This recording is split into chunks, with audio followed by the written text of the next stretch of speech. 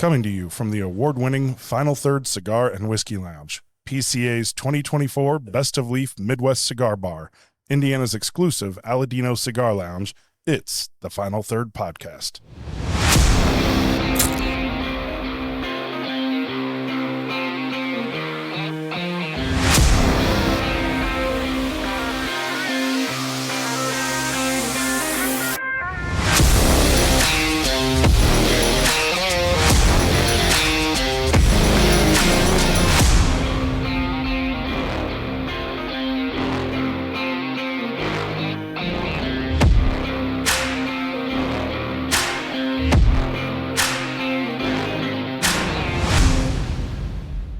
All right, welcome back to the Final Third Podcast, the number one podcast in the world for cigars and whiskey, as voted on by the people at this panel right here. He's so humble. Yes.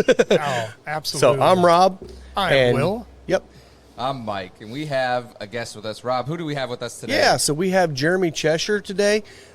Jeremy is the, are you the president? Yeah. Okay, the president of the Central Indiana Bourbon Society. Is that correct? That's correct. Okay, so he's been doing this club. We'll let him actually introduce the whole thing. He's been in this club for a little while. We want to talk a little bit about him. We've got some fun pours to taste. We've got some great cigars. We're gonna be smoking the. First of all, we're gonna be smoking the La Instructora. This little guy right here is a fantastic cigar. We've got plenty of these in stock, so we thought we'd smoke this and let you guys know about it. Yeah, when I saw you pull this out, I was excited. I have not smoked this in, gosh, a long time. It's been a minute for me, It too. has, yeah. And I thought it'd be a really good one with a nice dusty pour, which I'll let you introduce your dusty pour here in a minute. Yeah. Heck yeah. So why don't we get started on the cigar? We'll go ahead and get lit up, and then we'll have Will jump into the dusty pour, and then we'll start asking you some questions. I love it, man. This is good. Yeah, I think the last time I had one of these, it was still a sample. Yeah, you know. Oh, yeah? Yeah. It's nice, too. That Rosado wrapper on this thing is a nice medium, maybe a little bit above medium strength level.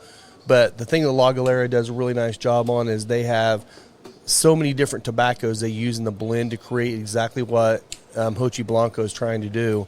And this is a great representation of that for sure. You know, I miss Brad. I hope he's doing well. Wherever Brad is out there, shout out to you, buddy. Yeah, shout out, Brad. Here. And you were an awesome rep. I did see Brad actually commented on was it your birthday post or something you did? Yeah. So he's still out there. We just got to get his ass back down here to hang out with us. Yeah. Because Brad's a cigar rep. He used to be the cigar rep for this brand, and he also likes to drink bourbon with us. So yeah. So very good cigar. Awesome. Let's talk about this Dusty. What do you think? Let's do it. Let's do it.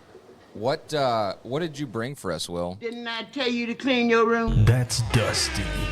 Well, you know, I always loved Isaiah's little segment he did with Dusty's, and Isaiah is such a Dusty fan, and I just, always enjoy those. So you're taking a sip of history when you try these. So yeah. I got this. This is a Old Forester bottled in bond, somewhere from the 1950 to 1955 range.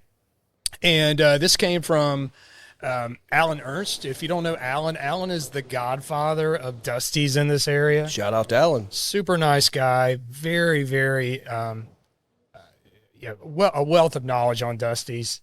And so thank you for this sample, Alan. And we're going to crack it here and try it out. Rob's cool. over there dying. I'm over here dying already. It's my first cigar ever. Remember my first cigar. We're pouring it up. I'm going to pour these slow so I can get them even. Try not to spill take your it time. everywhere. Take your time. Please. Don't rush. And again, I'm not calling you out on the show, but I want to let you know, if you don't like the cigar or it's just not your thing, I know you don't smoke a lot of cigars, don't feel bad, lay it down. Don't worry about it at all. And don't inhale it. Don't inhale it. Yeah. That's the most important part. Got my grandpa's lungs. Thank you, buddy. Good. So Old Forester, bottled in bond. Bottled in bond, 100 proof. So we know it's at least 4 years old. And I have actually had this. Have you? Yeah, I had this down at Watch Hill Proper last year.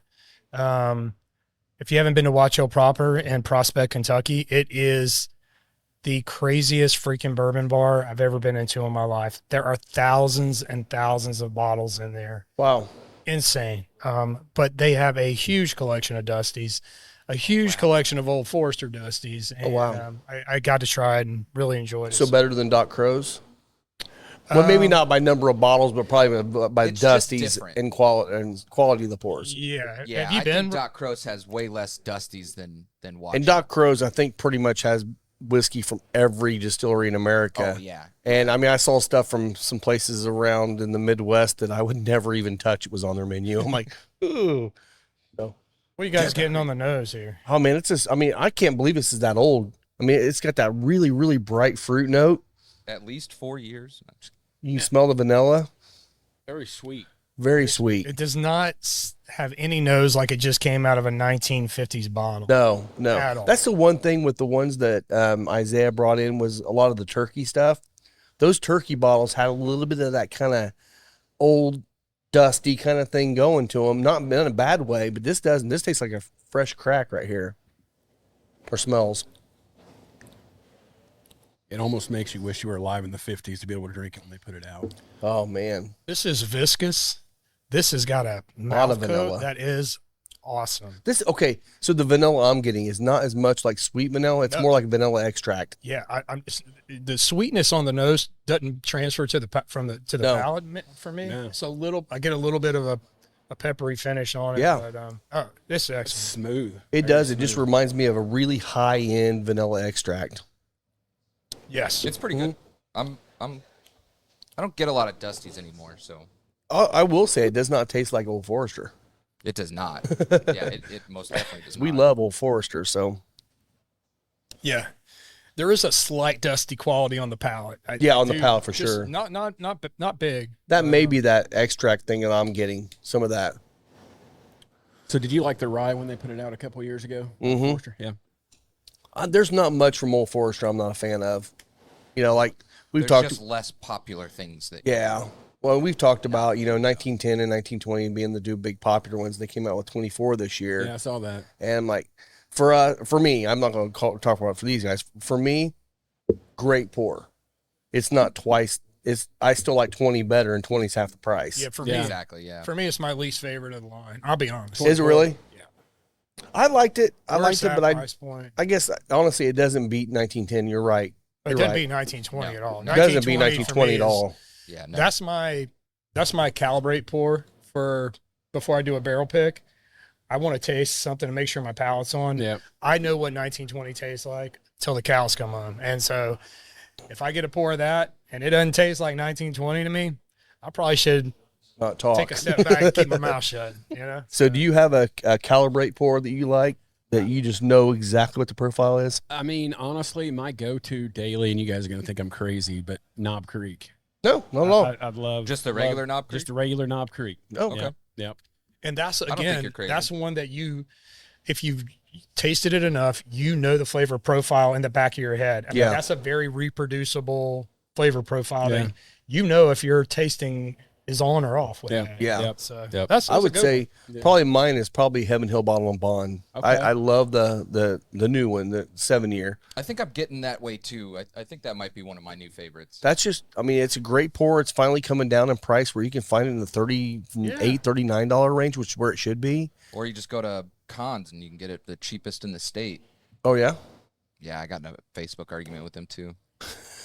I said it's not the cheapest in the state. They said, "Where else can you get it?" I said, "Costco." It's $1 cheaper at Costco. They were like, "They get 1,000 barrels." They don't- Blah, blah, blah. I I'll was say like, they don't count. Costco doesn't count, Mike. You got to pay for that membership, too. No, yeah. you don't. Not for alcohol. No? Oh, yeah, that's you true. can- Pharmacy, eye care, and liquor. You don't Okay. have- yeah. So, Nice. All of them. Sam's Club, any of them. so we got to stop shouting out Logan because he's gonna pass us on this. So I'm not gonna say your last name. You got to figure it out. Yeah. Screw you, Screw Logan. you, Logan. Logan that has maybe a long beard. Maybe Maybe a a long bearded beard. guy. Might be a his- cool guy. One of the pages that he talked about that he runs is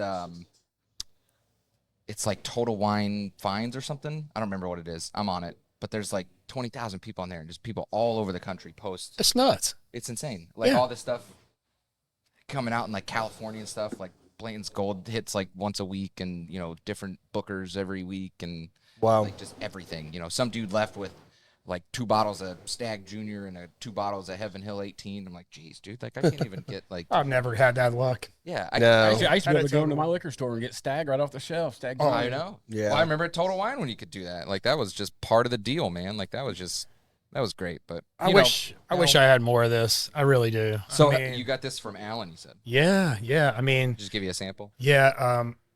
We got we kind of all chipped in for Isaiah's bachelor party and got a wild turkey I remember that. Yeah, from him. That was good. in the turkey. It was like decanter. it was a turkey and a fox. It was like a Yeah. fox chasing a turkey that's kind of flying away, Ceramic. and it Yeah. was beautiful. I Beautiful. love it. Man. So maybe tell, some- yeah. yeah. So what have you had that is like a dusty pour that is something that you are really fond of? Oh, that's a good question. This. Yeah, exactly. This That's honestly probably the best that I've had. Like that, how smooth it was, how sweet it was. I mean, I think some of the turkey dusties are pretty good too, but I've also had some really bad dusty turkeys. Like, and I know that you've probably had some pretty musty turkeys in the past. Yeah, the ones that have scared me the most have been some of the Jim Beam, actually. Like, I've had some Jim Beam really? that are overly dusty, yeah. To the point where it's just too bookcasey. The old Did you try Crow. DeShong's? I did not. No, I'm not trying. It looked like fruit juice. Like when it came out of the decanter, it was wow. from like 1917 or something crazy. Was it good? It was pretty good. Really? It was surprising putting it up next to like this year's regular Right. Jim Beam. Like it was interesting. It wasn't overpowering or anything, but it wasn't as musty as some of the other things that I've experienced from Jim Beam. Like you're saying that barnwood. I do have a Old Crow Chessman at home still. That is, I think that's a 1973, and that holds up really well. That's really drinkable. Love it. Love yeah, it. fun. Well, cool. Well, I'm done with mine, Rob. You're over there slacking, so Done with your what? he's taking his time. Oh, over I'm there. taking my time. I'm You're- about done too. You're enjoying your dusty. It's over there. good. It's good. It is very good. Thanks, Alan.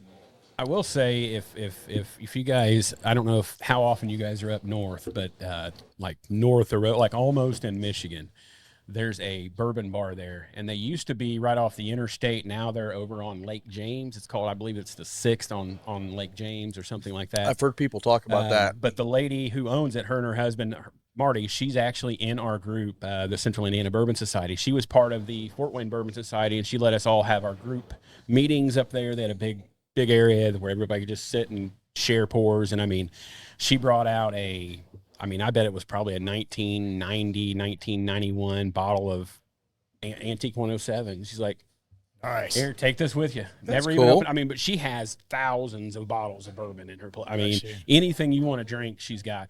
And the thing is too, like, it used to be a nice quick restaurant going, but now you got to have you got to call and make a reservation. I mean, the food is super amazing, and the bourbon Is that the great. white building that's on the curve? Yeah. Okay. I've eaten there before, Yeah. but I think it was before she owned it. Yeah, yep. Right on. It's right on Lake James. I mean, Okay. it's very, very kind of. I forget what town. What is that up there? I don't know. I that just know it area as too Lake well. James. Yeah.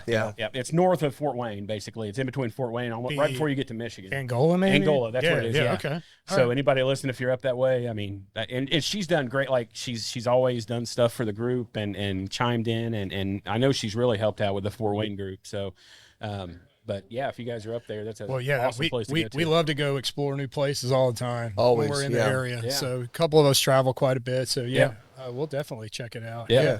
So let's get into this a little bit. So we want to hear a little bit about you. You know who you are, where you came from. You know the club, a little bit about the club, everything you want to talk about. We just want to get to know you because this is obviously the first time any of us has actually met you in person. Yeah. So Yep. we're excited to So hear about you. Mike reached out and asked about the podcast. Appreciate that, Mike. That's awesome. I definitely appreciate the opportunity. So again, my name is Jeremy Chesher. I run the Central Indiana Bourbon Society Facebook group. So my wife and I actually started that group out right before the pandemic hit. So it may have been January, February 2020. I remember it so well because it was right after Kobe died in his helicopter crash. So Like, So I don't know you if there's caused the bourbon I boom. caused the bourbon. Yeah, Nice. yeah, no, not at all. So, but Jeremy we, did it. Yeah, I did it. Blame it on me. No, we'll So- take it. We had really gotten into, like I said, I originally got on with the Fort Wayne Bourbon Society. My in-laws live up there, and they didn't really see anything like that around this area at the time. So I met with the guys who was running that page and spoke with them, and sorry. Yeah, go get you some. Yeah. Here, you want to take that last swig? I didn't want you. So what you're getting ready to drink now is our Elijah Craig barrel pick we did. Okay. I still think it's one of the best Elijah Craigs I've had, and I love it. So see what you think of it. Okay, sure. But yeah, keep talking. You're good. So poured you heavy too. I'm sorry. Oh, no, Poured you you're heavy. fine. Hey, it's all Darn. good. Nothing wrong with a heavy pour. So we like I said, we done that. We went to a couple of the group meetings. We thought, man, we need something like that closer to home because obviously Fort Wayne's about 2 hours away. So we ended up creating that site and literally started out with probably 10 or 15 people, bourbon drinkers I was close with, and then some of the Fort Wayne guys joined because they were closer to Indianapolis or the Central Indiana area, and they just didn't really have a group to go to. And like I said, the reason we started it was to share basically good bourbon and share where you could find that good bourbon and not give your firstborn kid to be able to buy that bottle of bourbon. So Yeah. And just meeting with a lot of the local owner liquor stores and things like that. I mean, they just seeing what they had and what they had in this area just made us want to create this group. Like I said, we just kind of done it for a hobby, and it just took off. I mean, I guess a lot of people had a lot of time on their hands during the pandemic. Who would guess? Yeah. But I mean, we hit a lot of distilleries. We went probably 5 or 6 different distilleries down around Louisville, all the big ones. And then, we were talking about Jeff the Creed earlier. We went there, which, by the way, I know that we talked a little bit about their alcohol, but their water, their tap water, is some of the best water you'll ever. I mean, it's crazy. It's so refreshing. It's like That's they just Louisville in general. Yeah. I'll drink water out of the toilet from Louisville. That's probably why I have the best bourbon in the world. Yeah. So It's that magical limestone shelf that's only in the state of Kentucky. Yeah. Exactly. It absolutely doesn't go all the way up to Minnesota. No, it does not. No, never. no. Love it. So it's good. funny you brought up Jeff the Creed because they told me that they originally told me no, they wouldn't come talk to us because I told you about our following, and they were like, yeah, you don't have enough of a following. My response was like, you don't have enough of a following. I was like, what do you mean? So I ended up talking to their sales rep, and he was like, dude, I am so sorry about that. Super nice dude. So he's gonna come hang out with us. Awesome. So hopefully we'll get to try some of their new stuff. my wife and I love going there. That's her favorite It's a place. We cool go spot, there, man. eat, sit down, and drink, and I mean, it's just super nice right off the road, So we like Jeff. We were talking about Hard Truth earlier. Great Indiana distillery. We went there several times. Their new restaurant is amazing, by the way. I don't know if you guys have been It is there yet. very good. I've Yeah. not been. Yeah. You haven't been? I haven't been No, either. we're working. Eric's been. We're working on maybe doing a podcast. Down Okay. there. Yeah. Nice. Sometime this summer, it'd be a lot of fun. Yeah, it'd be so. super fun to go down there. I and will hang tell you, out man, the with them. tastings there are fantastic. They will get you drunk to where you have to go eat. Yeah. They just keep Or on spend feeding more you money to alcohol. stay a weekend or something. Yeah, yeah. They got But it's cabins great, and man. stuff.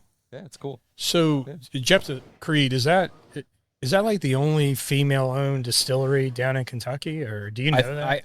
I know that they advertise that. I don't know if there's anybody else that's jumped in since then, but they were, I think, one of the first, if not the first. Yeah. Right, because I mean, I know You mean Mary, completely? there's plenty of female distillers, master distillers, but they actually Yeah, but own completely owned. a But distillery. Jackie's part owner of their distillery.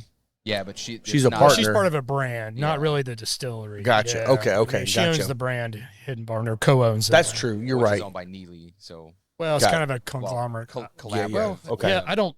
She tried to explain that when she was here, and I I didn't understand it. I kind of, I didn't quite follow it. So Okay. There's some It's sort way of, over our head. Cool. Collaboration. So. yeah. Yeah. I don't know. Whatever.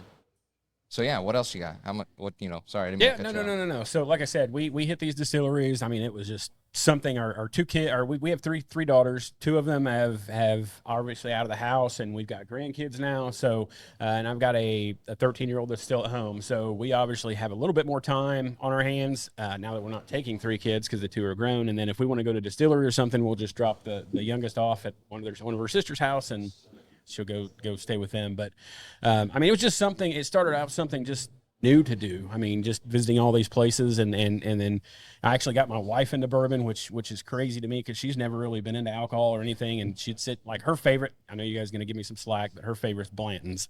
So I know it's super hard to find. I've got probably 15 or 20 bottles I bought whenever it was easy to find, and we just drink on it whenever. But it'd be like, honey, you had to go and like the one bourbon that nobody can find. Yeah, exactly. Well, and that's the thing about, I think we say this about Blanton's all the time. Blanton's is fine if you can buy it for $40-$50. Right. Yeah, But these people are selling 80, 100. 100, $120. Like, it's not that good. It's great as a shelf staple if you're buying $40 or so. But the gold and the Takara Black are actually really good. Actually, you're right. Those Japanese releases are all fantastic. The Japanese releases are amazing. Straight from the barrel. Straight from the barrel's good. Barrel's good. Yeah. Very good. Special bottle. Which is way more expensive than the Takara Black. Yeah. So what is your wife's name? Her name is Laura. and Laura? It's Shout out to L-O-R-A. Laura. Yeah. Yes. Shout out to Laura. Cheers. Which, Cheers, if babe. she's like any of the other R-wise, she's probably not going to listen either, so it's fine. She might jump in just to see me on a podcast. So Yeah. But I mean, like I said, I wouldn't be able to do. I mean, she's helped out. She's been there obviously since day one. I mean, originally it was just us two approving everybody, and when we started the group, like I said, we wanted to make sure we didn't have, because what we saw on other pages, a lot of scam bot or robots and things like that, just trying to get people to buy stuff that weren't there, and we focused really hard on trying to get a lot of that out, because that was the biggest complaints we saw from the groups that we were in, was that it's just, you never knew if it was a real person or not. So or fake followers. or fake followers. Yeah. Yeah. So I mean, we didn't, like I said, we didn't just add people just to be adding people. We made sure that that's literally one of the main questions on there is, do you love bourbon? So, and everybody's very interactive within the group. I mean, they especially when something big comes out, they all chime up, and that's when you see a lot of posts, and that's kind of what we look into.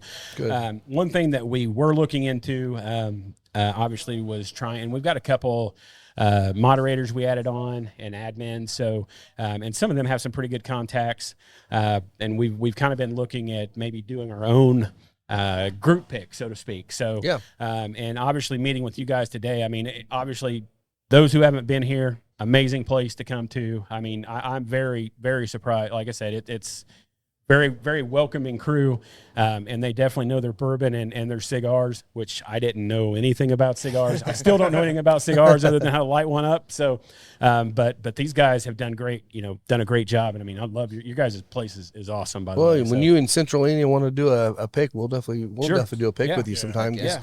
That's one thing we like. We don't have a carryout license here, so it's hard for us to do full barrel picks all the time, because I'm literally gonna be selling 200 bottles by the pour. That's hard. Right. But so I'd love to do something like that with you sometime. Yeah.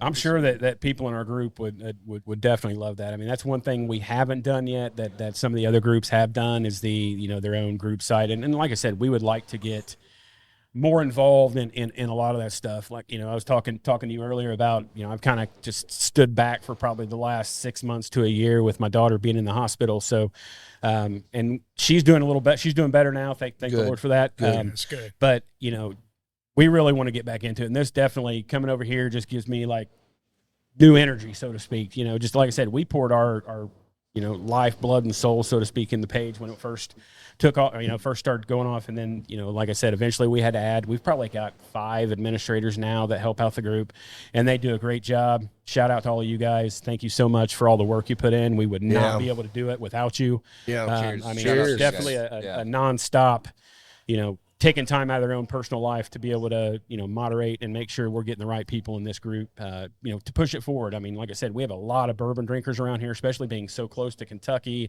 And then obviously we got a lot of great distilleries in Indiana. So, I mean, I can only see things going up from here. I mean, like I said, when we have local partners that we can collaborate with and bring stuff here, I mean, once people realize that there is better bourbon out there than just what everybody tells you to go get. Yeah, I mean, if people would just go, we were talking about Benchmark earlier. I mean, you go get you a $9-10 bottle of Benchmark.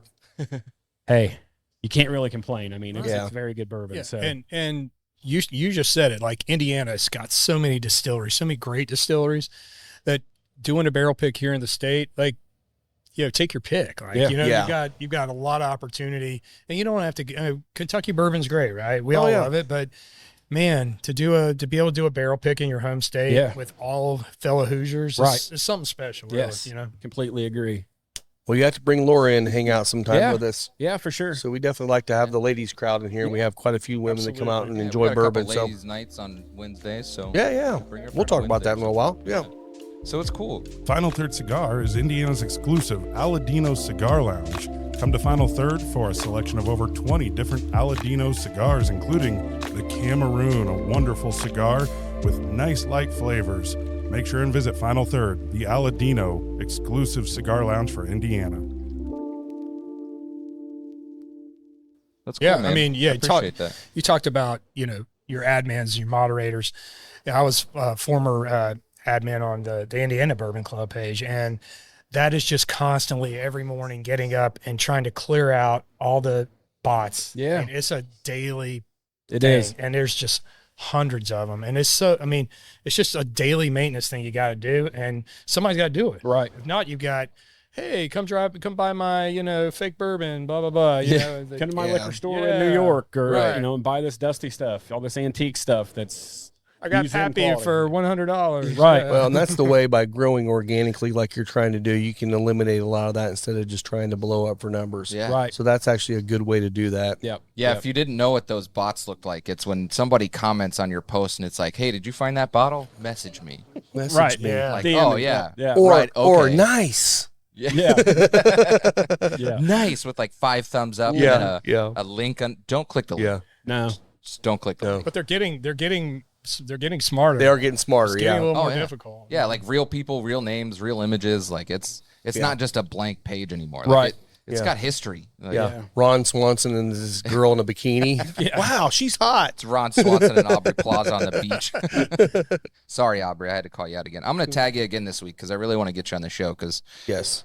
Trey Mack really likes you. So Yes. Yes. So, Jeremy, do you have any particular distillery or do you kind of like focusing in on to maybe try to do a pick with, or you have your top couple you want to go after? Or? So I would honestly, and I've spoken to a couple of the guys over there. We just haven't really got together and done anything. But I mean, we were talking about West Fork earlier. I mean, that's really would be a good place to start. I mean, it's right in the heart of Indiana, So and Yeah. they're doing great things over there with a lot of their picks that they've got now. So, I mean, it would be awesome to be able to start somewhere like that. did you see yesterday they posted the video of them installing some of their equipment? A couple Yep, tanks yep. got delivered. Good. They're Good. getting their distillery They're- going there in Westfield. yeah, and they're just moving. crushed San Francisco. Yeah. Double gold on the double Couple oaked. golds, couple silver. Yeah. double Couple gold golds. on the double oaked. Yeah. Now, did any of their West Fork distillate win? Well, It the did, didn't bottled it? and bond. we did bottled and we- bond, Yeah. one gold. So yeah. not only their stuff that they'd sourced, but their own stuff coming out now is getting medals, and that's great, man. That's great Which- for another Indiana brand. I mean, straight up honest, the weeded mash bill they have is not my favorite of them. I do like the higher rye mash bill they have. But hey, man, kudos. Oh yeah, Competition speaks for itself, right? It does. So, Yeah, It me and does. Robert talking. I think we're going to submit the Hail to the Victor to the San Francisco. hell yeah, baby. Well, Let's look, go. that's not really fair. That's There's only we don't like wanna 3 blow more them bottles out. left. So that's my blend I did down in Okay. Kentucky. Bourbon 30, yeah. We want to give everyone else a I chance, so didn't- we're going to hold back on submitting that. 'cause I we didn't just submit know it to it'll any win. competitions just because it wouldn't be fair. yeah. There's a You already reason know why you his handle's I mean- Cocky Wolverine. And it is better than Rob's. So. Yeah. Fuck no. Well, guess who won a championship? Guess who didn't? Wah, wah. That is true. Yeah. The Victors did win. But The Rob, Fuel you did don't not. have, do you have a football team that you really pull for, like a college College? football team? Yeah. Honestly, no, because when Yeah. I worked at Draper, which again we have a connection there.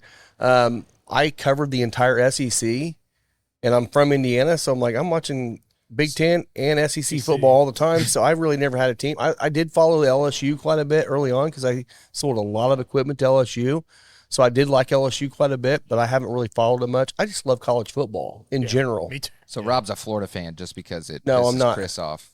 No, I'm not. No. So have you been to watch a Notre Dame game? Yes, I have. Okay. Yes. And you're not sold straight on Notre Dame after No. that experience? No, my sister is.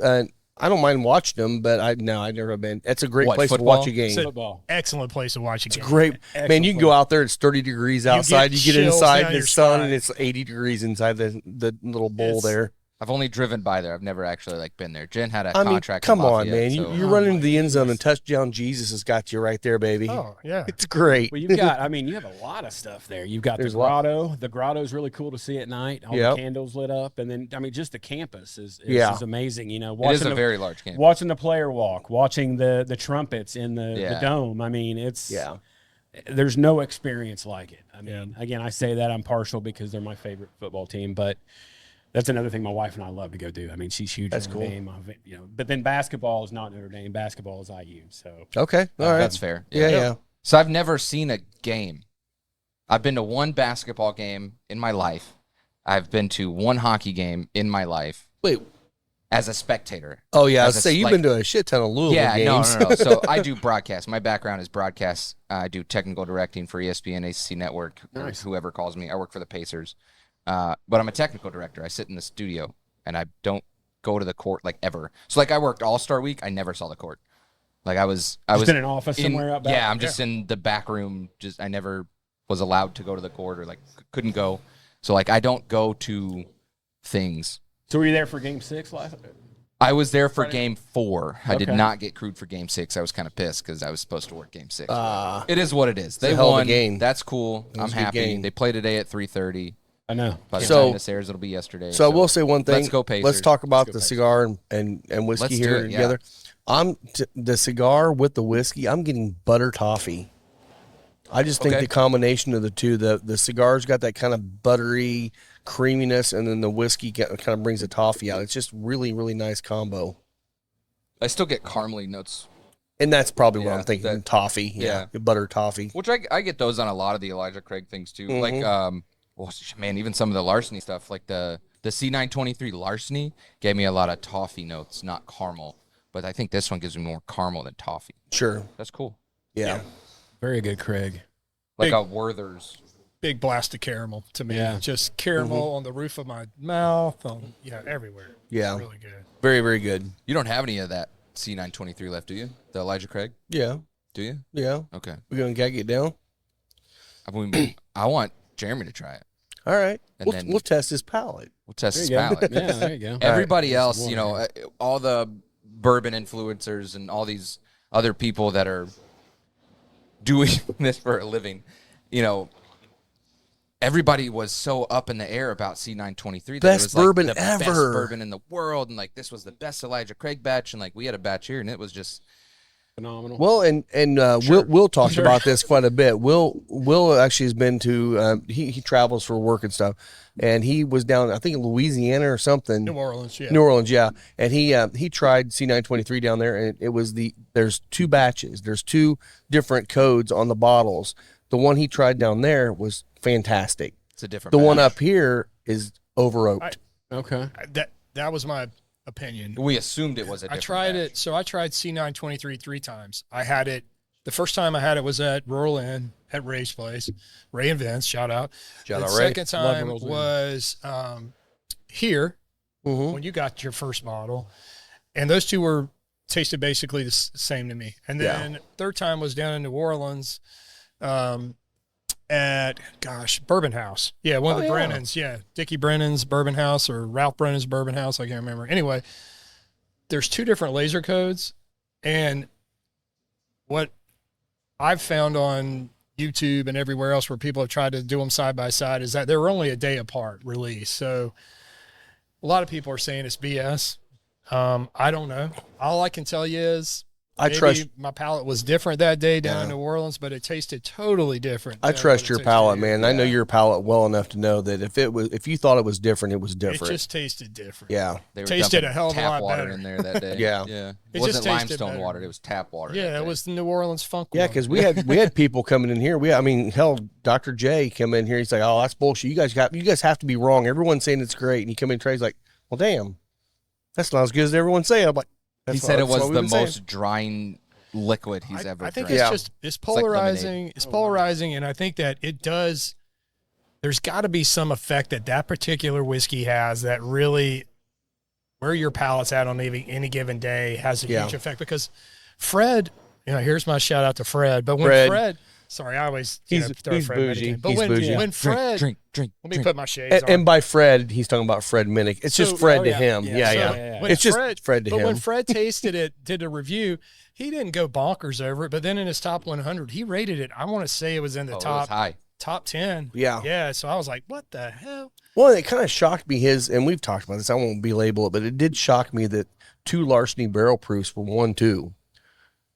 And they were both great, but I'm like, those are your top 2 picks of the year. That's amazing. A124 is in the top 5 of the Ascot Awards. Really? Yeah.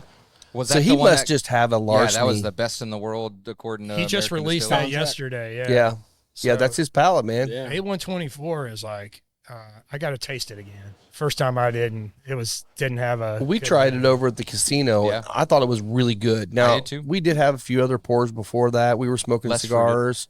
But I thought it was good. Yeah, Jeremy, do you have like a preference, weeded versus rye mash bills, or do you care? Or do you just like it's It got don't to matter. taste? I mean, my favorite rye is Angel's Envy. I love Angel's Envy. Okay. Like, it's like it's just like a more of a sweet rye, hot, so to speak. So we were talking about the Old Forester rye earlier. I've got a case of that at the house that when it came out, I liked it. So I bought it, and you couldn't hardly find it anywhere either. But the liquor store, he called me and said, hey, I got a case in if you want it. So I got it. So, like I said, rye is kind of more on the hot side. I mean, most of the ones that, but like I said, I do like I said, Angel's Envy is probably the best rye I think I like. The weeded, it's okay. I do like the, obviously the 107 is probably my favorite for Weller. I don't know. I should have brought some Whiskey Acres stuff. Have you ever had a Whiskey I still Acres? have. Have you ever heard of I got Whiskey 2 bottles Acres? back here. I got Do you? 2. Okay, So. maybe we'll try you out I have on the that too. Nocino and then the straight bourbon. That one's good. So Whiskey Acres is based out of Illinois in DeKalb. Okay. They do seed to spirit, so they grow everything. And they harvest there's one of the only places that has a master distiller and a master farmer. Yeah. Oh, wow. So it's like farm to table for bourbon. Pretty much, yeah. Yes. So everyone else says, Okay. what is it, grain to glass? Yeah. Well, Seed grain to spirit. Yeah, Yeah. theirs is Yeah. seed to spirit because they literally propagate their own seeds. And that's family farm that they own and run and harvest and And they're mash not only farmers, they're like scientists and nerds. I mean, this Yeah. guy went over to, was it Italy? And got a strain Yeah, in the Italy master and Minnesota and hybridized it to create a new variety of corn that he's creating whiskey. We tasted the White Dog. This might be the best freaking White Dog I've ever tasted in my life. It was a so female good. strain of corn that was from Italy. It was the last 2 pounds in existence. Yeah. And it was polenta. Can we throw a picture up? Like, Yeah. I'll I'll show got because it. I got the video too, Yeah. so I'll put that up there so you guys can see it. Whoever's watching on YouTube, and then a male strain from was it Wisconsin? Wisconsin or Minnesota, somewhere in there. It might have been Minnesota. Okay. I'll double check that. Yeah. I'm pretty sure it's Minnesota. Yeah. it is. Crossbred those, and then propagated their own seed. Well, and they've This grown hybrid. sweet corn, they've grown regular corn, they've grown Blue this corn. popcorn, He said Oaxacan. they realized they had something special when they had the crops out there, and the birds would only eat that corn. They would not touch the sweet corn around it or Yeah. any other corn. They were eating that, and they had to keep them run the wow. birds What did he say? off. It was like 30% or something. They had to overplant because the birds Because were the birds. stealing it. Much the birds. Yeah. And the yeah. deer, same way. They would not. Yeah. They would walk through all the other corn to get to that to eat it. Yeah. Wow. I'm like, that's amazing. So got a lot of ethanol left over They- after that. But they do a lot of cool varietals. They do blue popcorn. They do what is that? Glass Oaxacan. gem. They do the Oaxacan corn. Oaxacan. glass gem. Yeah. Glass gem. Yeah, that's one of them. Yeah. Bloody Butcher. Yeah. They did a Bloody Butcher One time. one time. Yeah, I don't think they were And going to keep did doing a that. Sweet corn one time. So Which- where do you get it at? Well, Nowhere yet. It's right coming. now, Illinois. But it's coming to Indiana soon via Indiana Small Batch. Yeah. Yes. So, Okay. yeah, They we're- will be distributing in the state of Indiana, hopefully soon. But And yeah, from what I so we'll heard, be I able to think get the first ones that are going to be coming to Indiana are going to be their staple, the bourbon staple. It was the the four- bottle and bond. 4 of them. Yeah, four. So Four. the cask, the rye, bottle and bond, and then what was the other The one? bottle and bond I know rye. Bottle and bond rye. Think Yeah. we're getting Okay. cask.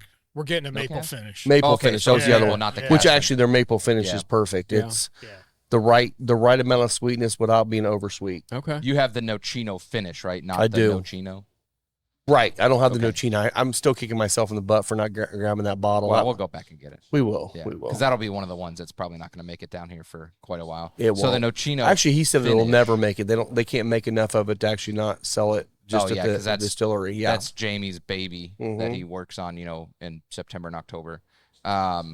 But hey, if Nick's It's, listening, man, send us a bottle, buddy. please send us a bottle. Or Eric, if Do you're you know what listening. Nocino is? Because I didn't No, know what it was either. no idea. So it's basically black walnut liqueur, Okay. and they literally take the raw black walnuts and mash them and make this liqueur out of them. The barrels that they aged the Nocino in, they didn't fill with bourbon. Okay. And aged for not a very long time. It doesn't No. take a lot because Nocino is pretty Powerful. powerful note, but it's really Thank you to sponsor Deadwood Live. Derek with Deadwood Live is producing top quality live edge products as well as bourbon themed furniture. If you've been in the lounge, you've seen the custom live edge table and barrel stools produced by Derek. Be sure to give him a like and follow on Facebook at Deadwood Live. That's DED Wood Live. really good. Oh. Yeah, it's good. Now, I do have the number one test for you right now. Uh-oh. It's either pass or fail. Okay. Amberana. Never had it. It's a good answer. Okay, that's That okay. passes. That is the one neutral answer you can have. We'll allow it. I will say I absolutely hate Amberana. These guys are not quite the level of hate that I am. I was going to bring the RD1 today. I was going to text you, but I forgot. We'll get it here eventually. Yeah, we need to blind him on that. Well, and you were talking about Angel's Envy Rye. When that first came out, when I was first trying it, I hated it. I did not like it. It was just too sweet. Yeah. And then we had an Angel's Envy event here with was it Crowned Heads? Yeah. Yeah, Crowned Heads. Crown Heads and Angel. And we smoked a specific cigar with that, and it opened my eyes. it's I'm like, that perfect. was the perfect It's pairing. amazing. I'm like, okay, I just need the right cigar to pair with it. Yeah. And it was actually really, really nice. Okay. So shout out to you on that one because that was the one that was not on my radar. My wife loves Angel's Envy Rye with a piece of chocolate that specifically made at Angel's Envy. It's like an orange covered chocolate, and it melts at like room temperature. So you open it up, you take a piece, you take a taste of the rye. It's pretty damn good. Yeah, that sounds good. Yeah. Yeah, I wouldn't know. Lisa and Tam both really love it. I think Chloe, she really likes it too. But the Angel's Envy Rye, that's one of their favorites in here. I almost killed my father-in-law with that. Why? Have I told you that story? No, let's hear your story, buddy. Oh, man. So my buddy Sean, you met Sean. Hippie Yeah, Sean. yeah. Shout out Sean. Shout out Sean. He'll never hear this either. No. Over at my house, we were like a month or so away from moving. So we just got together. I think it might have been Jen's birthday, actually. I don't remember how long ago. It was some time ago. Anyways, me and her dad used to drink. That was like our holiday thing. So like we get together, have some Woodford or Gentleman Jack or something because that's just what he would drink. Yeah. And like we would kill a bottle. So it was a little different. So he comes over, hangs out at our house, sitting on the patio. He's smoking a cigarette. I'm smoking a cigar. Sean's hanging out, smoking what he smokes. And then he was like, I want to drink. So I went inside and I was like, you could probably drink some of this. So he had a couple drinks. And the next thing I know, like 45 minutes go by and the bottle's gone. I'm like, what the hell happened to the bottle? Jen's like, yeah, Dad drank it. I'm like, oh, Jesus Christ. He's like, I got to go home. And he's got a aneurysm. Oh. So like he probably shouldn't drink that much, or most definitely shouldn't drink that much. And next thing I know, he's in the front yard, like just face down. And he's like, I'm not leaving. Just trying to fight everyone. And then he ended up sleeping on the floor in the garage because it was cool. So he had a pretty rough night. So I don't think he's drank since then. No more Angels Envy. So I Rye like for to him. think I've contributed to his sobriety, which is probably good for him. So, if you ever Sometimes need to it's get good. sober, maybe just come hang out with me and we can overdrink for a day. You know, the good thing is he had very thin blood, so he wasn't going to get another aneurysm. That's true. Yeah, that's the most positive way to look at that. So I actually like that. That's good. So yeah, I do have the C923 whenever you guys there you wanna go. get Yeah, into it. we'll work through this and then we'll move to that And one. I'll grab the Whiskey Acres in a minute, Have you, too. Jeremy? Have you had the cash drink stuff from Angel's Envy? I have tried it. I haven't got a bottle though, but I did. Yes, I do have a bottle of the cash strength. Do Yeah, you want to know what year it is? probably 20 or 21, maybe. Okay, I've got a 2019 and it was a dog rocket. It was awful. It was terrible. I think 20 and 21 were pretty good. The 17 that I have We call it bathtub juice. One of our buddies like re-aged it in another barrel. Did he? And Did it help? Yeah. you could start your lawnmower with it now, but Taste the lime out of the bathtub. Taste the biscuit. Taste the biscuit. take the biscuit. So, anyways, yes, Angel's Envy is okay. I don't really like the regular Angel's Envy stuff. I'm not a huge fan of like the regular stuff. I'll use it for like a cocktail just because it's cheaper than some of the other stuff, and it's definitely better than like Basil Hayden. That's like drinking water, Basil Hayden. It Dude, I'm so kind glad of you is. said that because it's just watered down Jim Beam. I'll Yeah, just take yeah, regular Jim Beam. yeah. If I'm And you drinking know, Jim Beam. Like, those people like it. That's great. It's just, for me, it's the same way. It's just too light. the only one I could taste is the 10-year rye. That was the only one that I ever thought that had any flavor profile at all, and it was just cinnamon, which I'm not a huge cinnamon person, so like it was. Yeah. But it wasn't Fireball cinnamon. It was just like baking spice cinnamon. So, but I don't know. But Yeah. then at that point, like Total Wine was selling Basil Hayden 10 for like $100. I'm like, I'm not paying $100 for Basil Hayden. No. I'll get, Now, have you had their Benchmark. toasted? Have you tried it? I've had the toasted and the subtle smoke, and then the only one I haven't tried is Red wine? I haven't tried that one. The red finish, yeah. Yeah, I haven't tried that I haven't one. had that one either. So toasted, Is it Basil Hayden's underwhelming? toasted, though. I will say, for a gateway entry into bourbon, for someone who hasn't. I do agree with that. I Yes. think it's great. I mean, Yeah. that's kind of what my wife, Yeah. Becky, she started out with Castle and Key, Okay. and which is a little bit higher proof, but then Basil Hayden's toasted, and she loves them both. Now, she loves Starlight. She loves, Old 50, other brands that are a little bit Yeah, I higher used to keep proof. it at home. Like that was because like Sean's not a huge. I mean, he's a bourbon drinker, but he's like, I'm drinking tonight. I'm gonna get drunk, and I'm like, I'm not gonna give you Yeah. Taylor single barrel if you're trying to smash some pours. Like we're gonna take some shots. We're taking Basil Hayden. Like it's 80 proof. You could probably drive home after a couple hours. Like Yeah. it's no big deal. Yeah. And it's like you said, it's a gateway one. Like that'll get you into liking other stuff. And Jim Beam has plenty of good products out there that are not that. Yeah. Yeah. I mean, Booker's. we take for granted that we can sit here and drink cast strength whiskey and not flinch on it. And, someone who's gotta never get had there. bourbon or whiskey, they're like, "What? I can't drink this. It's like firewood. Yeah. burning my innards." Yeah. Now, do you like the little book stuff from? Yeah, absolutely. There are some. I can't remember which one. You said you got this year's, right? Or the newest release? I'm trying to find Chapter 7 now for my aunt. Shout Okay. out to Aunt Pumpkin. Aunt out. Pumpkin. South Carolina. I've still got a Shout chapter out 1 and a Pumpkin. chapter 2. My Drink. chapter 1 was signed. I actually got it from the distillery the Oh, first year nice. it came Yeah, out. yeah. Yeah, we picked up a bottle in North Carolina when we went down there a couple weeks ago for Eric's wedding. Little but book? yeah, Or Little Booker's? Book. Oh. It was Little Book. Okay, okay. That's the And thing. it Is was like, good. I like Booker's is one of those ones for me. It's like, Toasty. it's hit and miss. Yeah. There's some that are absolutely fantastic, and then there's some that I bid up way too high that was okay. The one that you bid up to. I did that Oh, for an yeah. auction. I was just messing with another Yeah. guy, bidding him up, and he didn't bite on the last bid. So I Next thing ended you up know, taking- Rob's got a $10,000 bottle of Booker's. not that much. It was like $285. That's fine. It's fine. The It was all worst. for good That's not cause. that bad. Which was probably the worst release of 2023. It actually was. It was the. It's for charity. It was. I think it was the Pinky's batch. Was it that one that had that orange note to it, or Maybe. okay? I mean, it was okay, but I'm like, there are some of those, like the Kentucky tea. Some of those were freaking amazing. I'm like, Yeah. oh, I want this one. I'm like, What was the "Aw, biscuit one? Taste the biscuit. It wasn't called Taste of Biscuit. Oh, they yeah. had a biscuit one, though. I can't remember which one that was. Maybe Yeah, I 4 don't or remember 5. that one. I don't remember that one. Is, So is naming Fred them- still doing okay. those? Is he the one that's I think so. Yeah. Yeah. He's still in charge of those, so okay? Yeah. I think my I can't my keep up with the names. He's still unicorn. I involved. still got a Booker's 30. I don't know if you guys ever had one of those. The I Booker's haven't. 30 year. Yeah, it was. I got it whenever it first came out. It was probably on the shelf $400, I think, as a retail, and it's about $5,000 now. And Wow. Oh my Jeez. it came in a. That's your rainy day Well, you know how bottle. you know how Booker's comes in a the wooden. Yeah. So the way they made the thing for the 30-year-old, they took the actual barrels and made the bottle holder box out of that. yeah. Wow. Cool. That's So- very cool. Hadn't Yeah. noticed that. So- They should get extra publicity for that because, like, every bar that does smoked old fashions, like, uses the.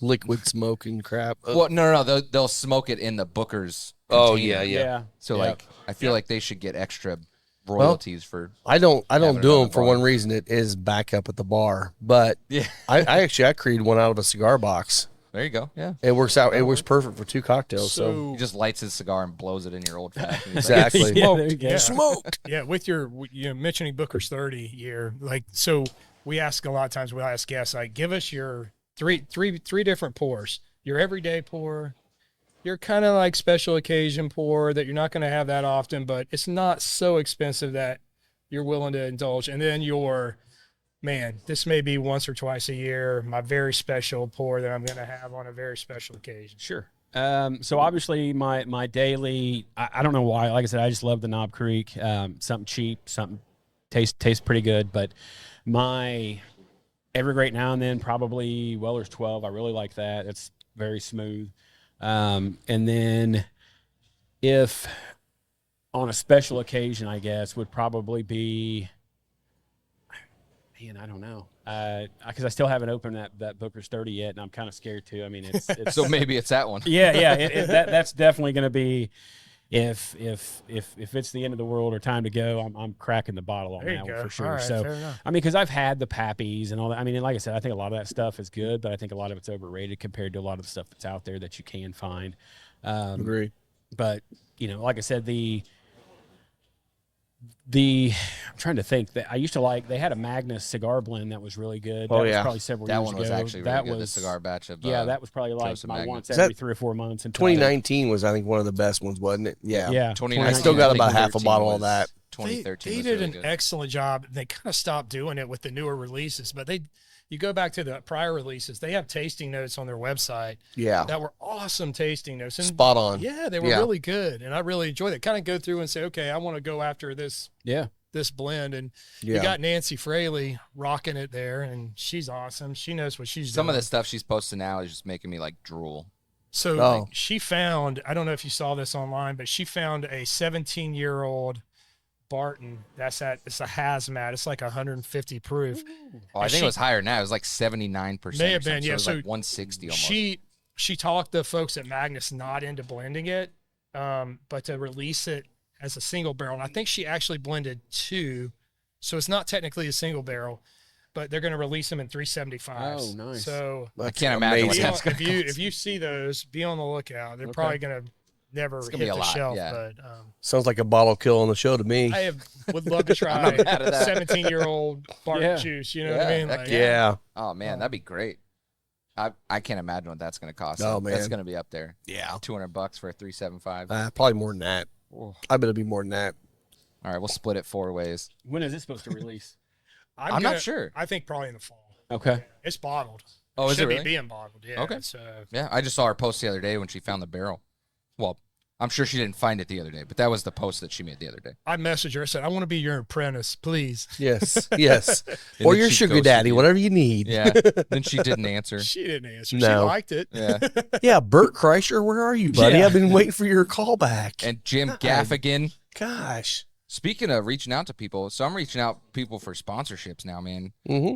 I actually got an answer from the Boston Scally Co. Hell yeah. So if They've you're actually watching been this- pretty good about responding. Yeah, there's They like said- immediately, like They the said first no. one- no. The first person that responded was like, send us your metrics on all your social channels, your YouTube, all this stuff, and By the way, tell them to Let look us up know. my account. I might be keeping them in business right now with Okay. all the ones I buy.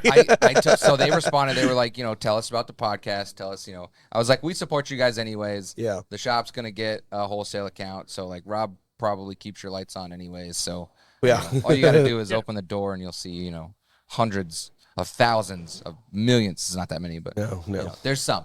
Well, Jeremy We and I, purchase. we We missed support. the memo today on the Scully cap, right? Well, Yeah. look, if we get a sponsor from the Boston Scally Co., you got to wear a Scally. Is We it will have Scully them. or Scally? Scally. Scally. Okay. Boston Scally. Co. There's a lot on there. There is. There's some great hats. I'm on gonna there. get an American flag Scally for. Oh my God, I have a surprise for you guys. Oh, I I am can't not gonna wait. tell you what it is. I know. I know what it is. I know what it is. You do you? I saw your picture. Okay. Oh, no, bo- no, that's part of it. Both of them. That's part Up of it. and down. Oh shit. Okay. Uh-huh, You know I've what it seen is. it. I'm I not know. telling you guys because I'm just gonna wear it, and then everyone else on YouTube will see it. You just got to have that. Well, Does I it won't go there. involve high Okay. heels? You got to come out with a kilt on or something? A kilt. That'd Pretty be, damn close. that'd be Pretty great. damn close. I got a special surprise for next Friday too. I'm also not telling you because I definitely didn't show you that one. All right, all Because right. I ordered it yesterday, mid drink at the qualifications at the track. This isn't right, Mike. You're now professional with the man haircut, going by Michael now and all this stuff, and now you're going back to party Mike. Mikey likes it. Give it to Mikey. He likes it. I got to add that as a thing on there because Scott's a new shade of brown. We're going to have to get. We actually found it. We picked it out last night. It's all right. Let's Lisa call him has and it. see if he answers. it was like it went from barn red or something like that to something brown. This is the new one now. So he's Jen's Vomit Brown. Jen's Vomit Brown. Hey, I will say the cigar now I'm getting with the Elijah Craig. Yeah. A nice like graham cracker note. Oh, Which nice. I think's really cool. That is nice. I love when you get graham cracker in a cigar. Okay. So you waiting for Scott to answer? I'm going to call him and see if Okay. he answers. So question for you as he's getting this going too. Oh, let's see how it happens here. Let's see Hold if on. he This is answers. Roy D. Mercer. He'll be speaking in cursive by this time of day. Final third cigar. Wait, no, you he's back not him, at we the tag track. him? He's not. Yeah, he is. Is he? Yeah, there. he's Oh, at the that's infield right. today. Okay. Oh, yeah. I told him I'd call him at 12:30, so he might not answer. He's probably 14 yellow fizzies in. Hey, how's it going, guys? What's up? Scotty D? I just got done filming a little video spot. I'm out here at Indianapolis Motor Speedway. I'm smoking a year of the Ox and Ooh. drinking a little bit of Peach Street. So Peach it's Street? working well. Nice. So you haven't killed Yep. your case of yellow fizzies yet? You had to move on to Peach Street? Yeah, I had a couple yellow fizzies yesterday. Obviously, I'm sure everybody saw it was pretty aggressive with some of the drinking at the end of the day. So Yeah, we killed I a had to go bottle a of little Bardstown slow. yesterday. Yeah. A whole bottle of Yeah. Bardstown.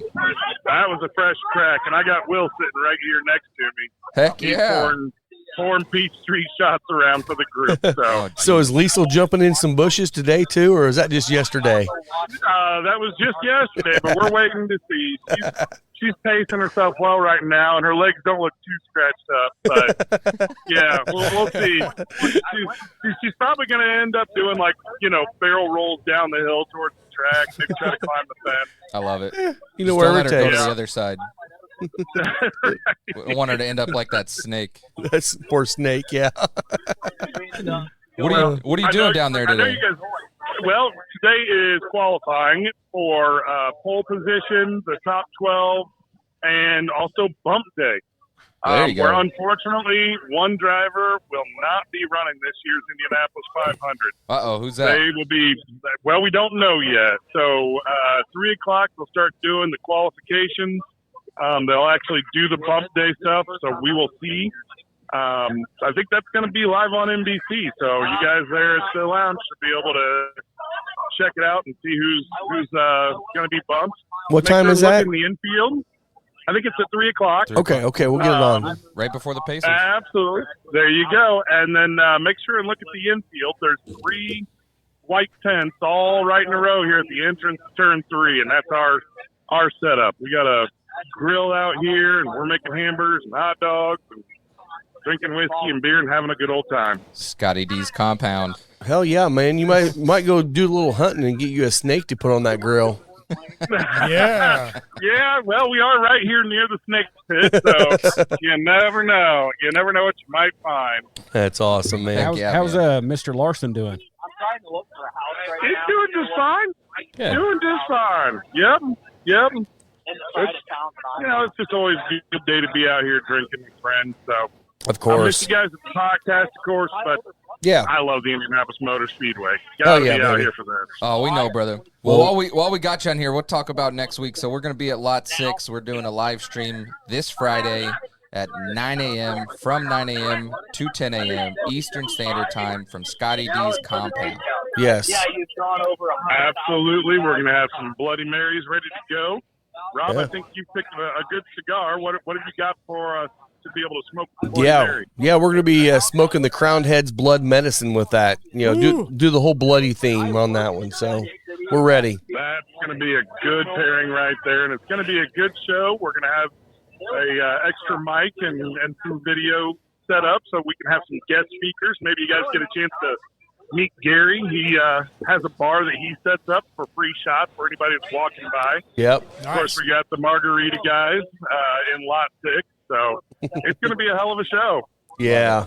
Love it, brother. Well, look, you go have a good time out there, man. We'll leave you alone. You keep drinking and be safe, and let's go pay. Yeah. Stay Sounds hydrated. good, guys. Yeah, Stay give the hydrated. Yep, will do. give the crew some love Absolutely. for us, man. Love you, brother. We'll talk to you bet. later. All right. See you, Cheers. bud. Bye. Bye-bye. Scotty D, everyone. So Scott, he pretty much lives at the track during the month of May. Calling all dog lovers, say hello to Spencer Lee's, offering freeze-dried pet treats, crafted with care and bursting with flavor. Spencer Lee's treats are the ultimate reward for your four-legged friend.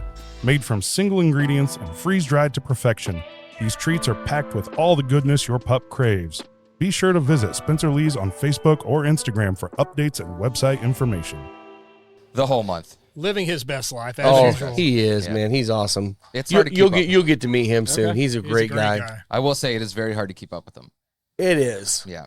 because he does pace himself with yellow fizzies, which that's just lighter It's just beer. Miller. Yeah. It's Miller Lights. He calls them yellow fizzies or any other lighter beer. He had 72 cans for him to drink for 3 days. Oh wow. Yeah, Case a yeah, day. and that's not including all the bourbon and Bloody Marys and all the And other stuff. He can handle it. He can handle it. He's a big guy. I mean, his tagline is what? I don't think you understand how much I drink. Exactly. So did you see our friend we met yesterday, Woodford Woody?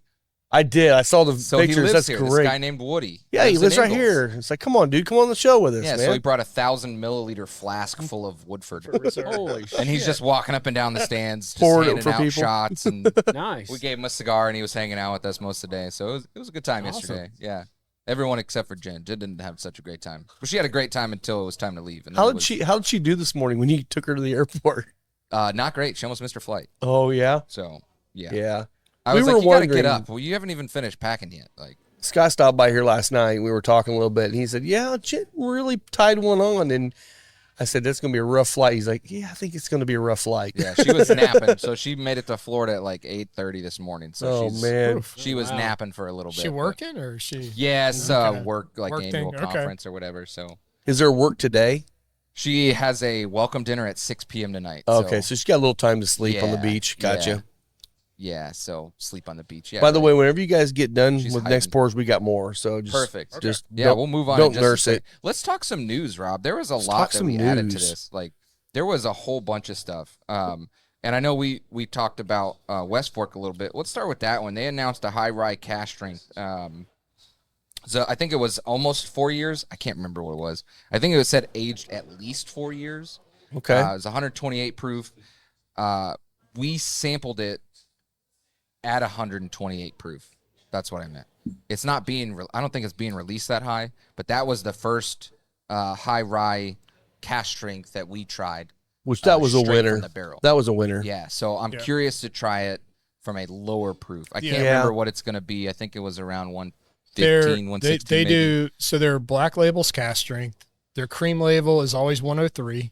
Okay. And then I guess I don't remember the third label that would be Blue, I think, more isn't like it? a 90 proof, maybe. Okay. And then the bottled and bond. Yeah, I think 90s where they We did were bottled shooting and for a bond, lot too, of their stuff. Yeah. Yeah, that's cool, man. I'm liking a lot of stuff that's coming out of there. So this is the from West their Fork. distillate. Yeah, this is the West Fork distillate, not the MGP Yeah. Hugh Right. Hamer line. Yeah. So yeah, it's good. It's real Well, and good. it's fun to see these distilleries that, obviously, just like Moondrops down the street here, you got a source to get started. And for them doing that and then getting into their own stuff and actually starting to create some fun stuff, I love seeing that. I mean, we talk about New Riff all the time. Yeah. New Riff was kind of the best. Actually, they're doing the same thing with Old Hammer going to West Fork. You can see the difference with New Riff, changing over from OKI. You know the difference. And you know what it is. It's a new brand. It's a new brand. It's branded by them. And I love that idea. And Heck yeah. you Yeah, got to talking start about somewhere. New Riff, old New Riff.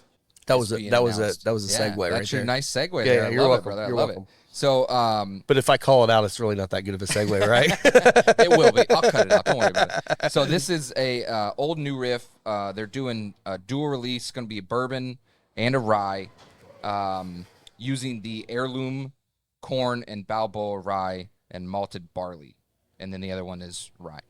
Okay. Using their heirloom grains, which is awesome. I love Balboa rye, and I know I've given you some of that. Have you ever tried the Balboa rye? Yeah, I've had I it. love that. Yeah. Have you ever? It's good. Are you, I've not are you a had New Riff fan? Have you ever had any New Riff? I have nothing. I haven't had the rye though, so I'll have to bring you some of that. The Balboa rye is amazing. Every time we go to Elite, Jen's like, I think we might need another Balboa. And I'm like, we have 7. She's like, but get it, because, like, we never see it. And I'm like, but, okay. But we have 7. Okay, whatever. I got it. It's cool. I got enough. Like, so now we can drink all the mint juleps that Jen wants, because that's her go-to. There you go. There you go. But the price point was like $54, $55, somewhere in that range, which is cool. I think it'll be released next week. Yeah, Thursday, May 23rd, the Whiskey Club will get their emails for that. So I'll try not to miss that one, because the last, like, 4 releases they did, I've missed and had to pay dearly to find it elsewhere. Like, the Sour Mash Single Malt was $95 at Elite, and it was $69 at the distillery. But I was like, I missed it. I'll try it. So it was pretty good. And I know you tried that one too. Yeah. So that one's really cool. I really like New Riff stuff. So I'm trying to get in with them too. I send them an email. So that'd be fun. Anyone from New Riff, you're listening to this. You're not listening to this, but now, do you guys drink any of the 1792 stuff? I love 1792. Yeah. We were talking about the 225. I like the full proof stuff. I'm not a big fan of the regular release stuff. So the bottled and bond to me is like a heavy banana note on the 1792, and I'm not a huge fan of that one, because I'm not big into, like, banana flavored things or banana in general. But the 225th was really good. The 10-year was good. The sweet wheat was really good. Yeah, I think that might have been one of the first wheats that I tried, like, before I even had Weller or Larceny or any of the other wheats. I think that might have been one of the first ones I had, and it was pretty good. Yeah, I get that banana note quite often. It's just it's their yeast strain they use. Yeah, it's so strong. You know, but I love it. I love the full proof. That's kind of my yeah. I got a couple store picks, Liquor Barn store picks. I got a Cox store pick. I got one from the old Vine and Table. Okay, cool. Yeah, good. That's good stuff. What's your favorite 1792 then? Probably the sweet wheat. Sweet wheat? Yeah. Okay, cool. Okay. Yeah, I know you don't see that one a lot anymore. No. Like, No. that was a hard one to I'm find hearing originally. a theme here. You said you're not really big on the weeders, but a lot of these are weeders you're talking about. The more I talk, I'm giving myself away here. So I think we I were got the it. same Earl, that one. honestly, my sweet wheat. So yeah, we were the same way. Like, me and Rob were not huge into wheat until we started trying, like, the Whiskey Acre stuff that's mostly wheated. And then we got trying other things. You know, the Ben Holiday has a wheat, and, like, that one's very really good. Yeah. So the Larceny barrel proof Larceny, stuff. like, we're fantastic. expanding more as we understand, like, the different mash bills and appreciate the grains more. Like, you know, may not be for us, but we understand why they're doing what they're doing and why they're trying the thing. So, like, it may not beat our jam. Like, it's not what we're gonna drink every day, but it's good. It's not a drain pour. Well, when we went over to West Fork, Blake brought out a sample from a barrel of a Bloody Butcher wheat. Oh. And we tried that, and actually that was my winner of the day. It was We need that one. really good. That or the at Green cast Oaxaca. strength. I don't know what that would do if you proofed it down. I don't know if it'd be as good, but man, it was great at cast strength. So that's why I'm super excited to try some of their bottled products that from their distillate, because we've had the privilege to try most of them out of the barrel and some of their finished stuff out of the barrel. So I'm super excited to try some of their stuff bottled. Yeah, me too. To see how it changes, since we have already experienced the straight from the barrel product. So yeah, I'm excited to see what they come up with. So same. That's a cool thing. So do you guys think it's hard going down from that to an actual bottle pick when you've actually had it straight from the barrel? Do you think it's just absolutely. more of a yeah, absolutely. Because, you know, we chase the proof. A lot of the people in this area, you know, in our circle, chase proof too. So it's really hard to get into something that they proof down to like 94, right? Because it changes so much. Well, we get it, because like when we were talking to Whiskey Acres, they're like, you know, we proof some of this stuff down, but we're also kind of nervous about the price point. And they were releasing their new corn strain, which they've done put a ton of money on there. Like, yeah, I mean, we're probably going to be getting it up there pretty high, like $74. We're like, dude, that's nothing. Oh, he was heartbroken. Like, he the was owners heartbroken. were like heartbroken that they had to raise their prices that high. We were like, I'll buy 5 of those. Yeah, like right now, $74 please. isn't anything. Yeah, for cast drink something special. I mean, and some of them were like the finish or the hybrid stuff. They were like, yeah, it's gonna go up to 75. And we were like, well, like look at Starlight. Yeah, over 100 for most of their finishes now. 110, 115. Are they really getting Some that of them high? were, yeah. Holy crap! All the Four Roses single barrels are over $100 now. Yeah, wow. the picks that are at like 125 for Four Roses now. Like, they're all wow. That's what I was going to bring up. Like, we haven't even discussed really Four Roses, but you hardly see, you can't find them. I mean, it's and to get in there to actually do a pick now, I mean, they're years out, I think. So I know it's impossible to even get in there. Yeah, I don't drink a lot of Four Roses. I don't anymore. either. The only one I've ever really, I mean, I would actually love to get, but I ended up buying it for this guy over here because, Cinguero. you know, he's pretentious. He wants his, you know, good stuff. But no, it's the OESK bottle from great, Elite. yeah. And you shared me a pour of that. Thank you, by the way. And it was the only Four Roses I've ever had. I'm like, I love that one. That's great. Yeah. The OESV was okay. I don't know if I've had that one or not. I might. I may have. I've got one from Berlin that I haven't cracked yet from last year. Just haven't had. It definitely makes me want to try more of their picks because you know, I've never really liked Four Roses. I just don't like that floral kind of thing that a lot of their stuff does. But the picks are actually good. So it's kind of like New Riff. You know, a lot of the New Riff picks I really like, but some of the regular release stuff I'm just not. It's okay. You know, but I've not had, and some of their higher end, like the Balboa and stuff like that. Yeah, obviously. Yeah, but most of the other rides, other than like the heirlooms, go way minty, and I think that's why. I don't like it. I'm not mint. A mint fan. Exactly. Did Four Roses come out with a couple new recipes? Am I right on that, or somebody? Man, did? I wish I knew because I just don't follow Four Roses like I do everyone else. I know they put out a taster set that had all the different ones that they had. They did. That was pretty cool. You get it cool. like Meyer. I mean, you get it about anywhere, I think. But actually, no, I sold it. Like we were down in Louisville, and it was they had one. I mean, they had Weller on the shelf. They had Pat. I mean, of course, it was museum prices a lot of it. But I mean, it was Justin's. Yeah. So, but they had the. I think it was like $75, and there was like 12 different ones you could try. You could try them. They're all proof to 100. I think. Yeah. Yep. So, okay. Reminds me of the little piggies from. Yeah, exactly. Yeah. So, speaking of Justin's, have you heard any more about? I have not. I forgot to follow up on that. I'll check in. I kind of felt like when they fought back, everyone's like, we're gonna stop talking about this. It's old news. It's old news now. They hit a stop. Yeah. Well, there's other things to worry about, like Scotty Scheffler getting arrested. But, yeah, exactly. You don't need to talk about Justin's House of Bourbon getting sued, but whatever. Legal news. Legal news. I'm going to let Will talk about this. Did you read the article? No. Did you read the article about the Department of Labor one? I read the Department of Labor one. Okay. Yeah. Talk about that a little bit. Yeah, Mega Liquors. Yeah, so basically the Department of Labor filed a cease and desist against Mega Liquors and the owners of Mega Liquors, which is a liquor store chain that is up in northern Indiana. There are a couple Fort down Wayne this too. way. I think there's one in Greenwood too. But they stretch up into Michigan as well. Essentially, the Department of Labor alleges that the owners basically withheld wages and threatened the employees to sign paperwork basically releasing them from additional wages that they felt they were owed. There was intimidation tactics that they alleged were used, and it sounds pretty bad. I don't know if you've ever been into Mega Liquors. I have a couple of them. One in Fort Wayne, one in Greenwood. They're one of those, what do you call it, museums for all of their allocated stuff. Yeah. Way overpriced, way higher than secondary. All the stuff prices. they're selling is like Crown Apple, Crown Peach. But they have a lot of allocated bottles on the shelf. They're just priced over secondary. So my suggestion is maybe you guys sell those and pay your employees instead of letting them sit up there and collect dust and maybe get one or two people that have more money than God to come in to buy those things. Yeah.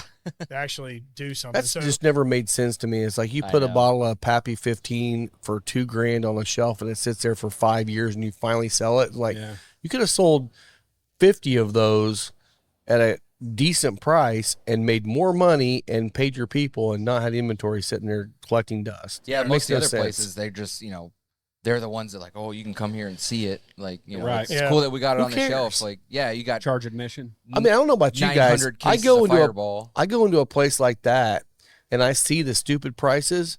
I don't even look at their other shit. I'm like, no, I'm not even going to support you on that stuff. I'm not going to go over and buy the Benchmark Foolproof, even if it is $15. $30 for that one. Yeah. There's this word. It's called karma. Exactly. And karma is not their boyfriend. No. Nope. She is a bitch. So that that kind of sucks because like those are the places you walk into and like you'll see Buffalo Trace for like $45.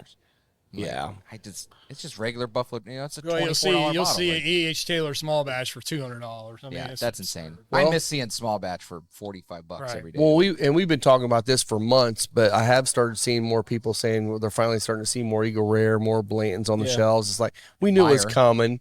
It had to come. There's too much product out there for them not to be releasing more of it. So again, these are all allegations. I don't know if anything's been proven in a court of law yet. So I do empathize with the employees though, because at the end of the day, they're the ones that always end up getting shafted on Exactly. these things. Yeah. Yeah. If they weren't paid wages, they deserve them and they should be paid appropriately. 100%. That's how I feel about it. 100%. And then, Yes. Rob, did you read the article about the Minneapolis cigar shop with the 15-minute smoking Yeah, law? I did. I didn't go all the way to the end because it was a very long article. It But is basically, it's just wild. I feel like what this is.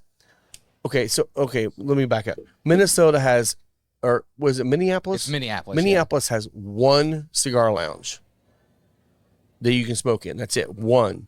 And I have a feeling that the town has fought with him forever about smoking inside. That's why the local governance said, you know what? We're going to let you go ahead and smoke inside, but you have to smoke your cigar in 15 minutes and you have to leave. So you got 15 minutes to smoke cigar. There's no cigar that you can smoke except for maybe a cigarillo that's going to be 15 minutes. Right. So here's what Yeah, I'm going to sampling. do. Here's what I'm going to do. I'm going to light up my cigar. I'm going to smoke it for 15 minutes. I'm going to walk outside. Yeah. And I'm going to walk back in and smoke it for another 15 minutes. Yeah. And then I'm going to walk back outside and I'm going to smoke it for another fucking 15 minutes until I'm finished. But it makes So it's- absolutely no sense. It's not. It's Anthony's Pipe and Cigar Lounge is the place. Yep. And the amendment says customers can spend a maximum of 15 minutes during a single visit or a maximum of 15 minutes during any 60-minute period when sampling a cigar. Sampling. So even if you go outside, so that's 45 minutes in. So if it's in a 60-minute visit, you have 15 minutes to sample your cigar. You do what you said. You leave. But You come back 45 minutes later, you get another 15 minutes. So Wow. you get an asylum, you So, can go in and out. This is twice. where I think they could, if they wanted to fight it, which they're going to have to. They have I think this is the way they get around it because it's illegal to sample cigars out. They're calling it sampling. Well, that's All they have to true. do is go back and say, we can't legally sample, so we're going to allow our customers to actually smoke their cigars because they're not sampling. Then they'll come down with the band hammer and just say, fine, no smoking. I know, they will. So are they not allowed to smoke in bars down there? Or Oh, there? God, no. No. Yeah. Yeah. Yeah. No There- smoking indoors. Like There's been a lot of almost crazy shit. anywhere in Minnesota. I mean, hell, so- there's states that have already been putting legislation out trying to stop and not allow anybody after a certain date of their birth to be able to buy tobacco products for the rest of their life. I'm like, okay, again, we're adults. We know what risks we take when we smoke cigars, or even if you're a cigarette smoker, you're taking a lot more risk with that, obviously. We're adults. Deal with it. You know, it is what it is. Right. That's awful. So I hope the best for them. I hope they do fight that. I do Me too. Me too. That sucks. I mean, like you go to Louisville, they can't smoke inside anywhere. in No. Louisville. Like you got to go to Lexington or out of the. Well, there area. Across the river. there is a So- cigar lounge opening up in Louisville that Oh, that's right, the private one. It's pay to play type place. I'm telling you, man. I forgot the. Do you remember the name of that one? I don't. I know the guy. remember He's good friends with Trey Mack. Okay. I'll find out what his name it's is just in the shop. It's a club lounge, pretty Yeah. much. Like it's Well, and- pay to play. You get a locker and you get a smoke inside because it's a Right. private. It's a private Private lounge. lounge. Yeah, which that's the way to get around it. I've also seen shops basically charge a membership fee to go smoke back there when you come. So it could be. I mean, you could literally just charge $1 and say, I was going to say, you're a is there member. fee? Like, is there a minimum fee on that, or is it just like Nope, but So that's whatever you but you decide know to that's do. where they'll go eventually. So Like a vape cigar shops, club, a yeah. personal Yeah. So cigar club. vape shops did that. Whenever I know vaping's still kind of big, but 5-6 years ago, whenever all the legislation was up in the air with smoking inside at vape shops or vaping inside, part of it was sampling the products, and that was a big issue. Was they used to just have like a tasting bar where you could just like try all these different vape flavors. You get a disposable tip or whatever, and then you do that. At least in Kentucky, I don't know about this area. The problem was that you couldn't do that for free. So like you would have to give them like a penny or something to like Yeah. Yeah. Because nicotine you can't give out for you free. buy your little Yeah. reusable tip or whatever for a penny or a nickel Yeah. or whatever it was. So like maybe that's the thing, is maybe they consider themselves a private lounge and you give them $1 or whatever to be able to smoke inside. Yeah. For, I wonder if they could do 17 that up minutes. in Minnesota. Yeah. Maybe they would allow them if they did that. Just turn themselves into a social lounge. yeah. Like so Larry over there at Maduro, like Yeah. he doesn't Shout smoke out to Larry. in the front. Shout out Larry and Maduro on Main. you can't smoke in the front. That's where the humidor is. He sells a lot of clothes, shirts, apparel. But he's also connected right with the ice cream shop with an open door, Yep. so you can't, smoke up there there because it's impeding other businesses. So he's got a lounge in the back. Yeah. I always make fun of him because it was like smoking in an Ashley Furniture. It's really nice lounge, really nice couches, really private. It's just like being in an Ashley Furniture. Well, so CarMax like maybe is it's the like same that. Yeah, Carmax is a little bit bigger in the back. I think Larry's got maybe 7, 8 outside cigars. downtown Noblesville, right? Yeah, I don't. I have. I mean, I've walked around the square with a cigar before. I never got. But I think you're right. I think there is no smoking Legally, down. yeah, I think legally you're not supposed to. Yeah. So yeah, I'm sure there's ways around it. Like Yeah. get a patio or something like. Because most places I go to, like out of this area, like I always look for a patio, especially around this time of year. Like if you got a patio attached to you that isn't just a chair on the front lawn, like I'm going. Well, and I'm that's hanging why out. if you're in a southern state that you have 10 months out of the year that's nice. I mean, yeah, you could do this. I mean, you have an indoor shop and go out, sit outside, man. I mean, yeah, or you go to who doesn't want to sit Minneapolis where outside? you could be outside for 2 months of the year. Or, yeah, about that. Yeah, yeah. Yeah, I mean, it's probably not the best thing, but when I was younger, I take my kids into CarMax with me, not to sit there and smoke, just to go get cigars, but I'd get them a bubblegum cigar while they were there. Yeah. And we're in there 5 minutes. Yeah. In and out. Well, and again, they will smoke up toward in the front of their shop a little bit, but most of the smoking is going on in the back. Right. So they got all their chairs back there, the TVs and the bar back there and stuff. So Heck yeah. Rob, Yeah. pass that C923. Oh yeah, look at that. I'm out of bourbon. Again. So while you're pouring that, Yeah, that's it. There you go. I saw the other day that Tatawahe. We've been talking about them a lot because shout out to Pete. We're gonna have him on the show here soon. Heck I yeah, need it's gonna to. be awesome. I just have to call him. I'll call him, and when we have an open date, we'll Okay. get him on the show. Cool. Yeah, that'd be great. They're opening or they're building a second warehouse in Doral, Florida. Yes, Where is that? That's like right outside of Miami, right? I think so. It's I mean, it would make inland. sense. Everything's around Miami down there, Yeah, so or that's cool. Tampa. Yeah. That's Bert Kreischer's favorite cigar. Is it Yeah, Tatawahe. okay? Yeah, so maybe we get some Tatawahes in here, and then Bert Kreischer will actually answer you. Once I get some room, I'm actually going to add that to the line. I never really smoked a whole lot of Tatawahe because there just wasn't a lot of them around here. I mean, like you mentioned, CarMax, they used to have a few of them in there, and I think last time I was there, this has been a while because I don't go anywhere anymore, but I think there was maybe 1 or 2 they had.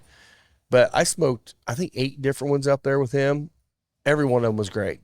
I'm like, all right, these are cigars we need to bring in here. I think they would definitely fit our crowd that likes the more full-bodied stuff. So we'll get them in here. Yeah, I think that'd be great. I haven't had a lot of Tatawahe stuff. Have you ever? I haven't, no. I think I It's maybe just have random like where you 1 or find 2, them. like- Well, and that's like here in Indiana, Rudy's, again, shout out to Rudy's.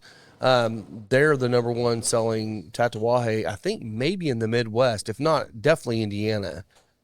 Sales of all Tatawahe. Lounge, or they just have No. a lot. Nope, they just sell a lot of it, and they have events with him. They had Pete up for the train event up there a couple weeks ago, and Interesting. so yeah, really good shop up there for the Tatawahe line stuff. Did you go by at PCA to check Tatawahe out? Or? I did not. I was just did curious not. if they had any new releases this year. Or I anything did not special. get a chance to see them. No, Okay. no.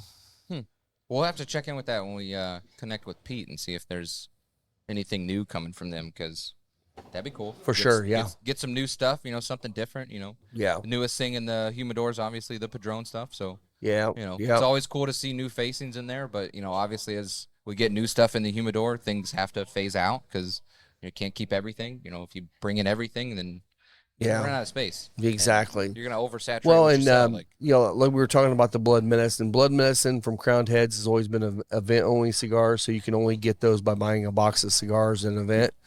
They're releasing at least a limited edition, a limited release of it to sell on the shelves. So we will be getting. I got the maximum amount of boxes I could get. Those will sell by the box. So if you want some of those, come in here and get some of those because they are fantastic cigars. Love them. Rob, pass me one of those 601s. I know you brought some extras out here, so Oh yeah.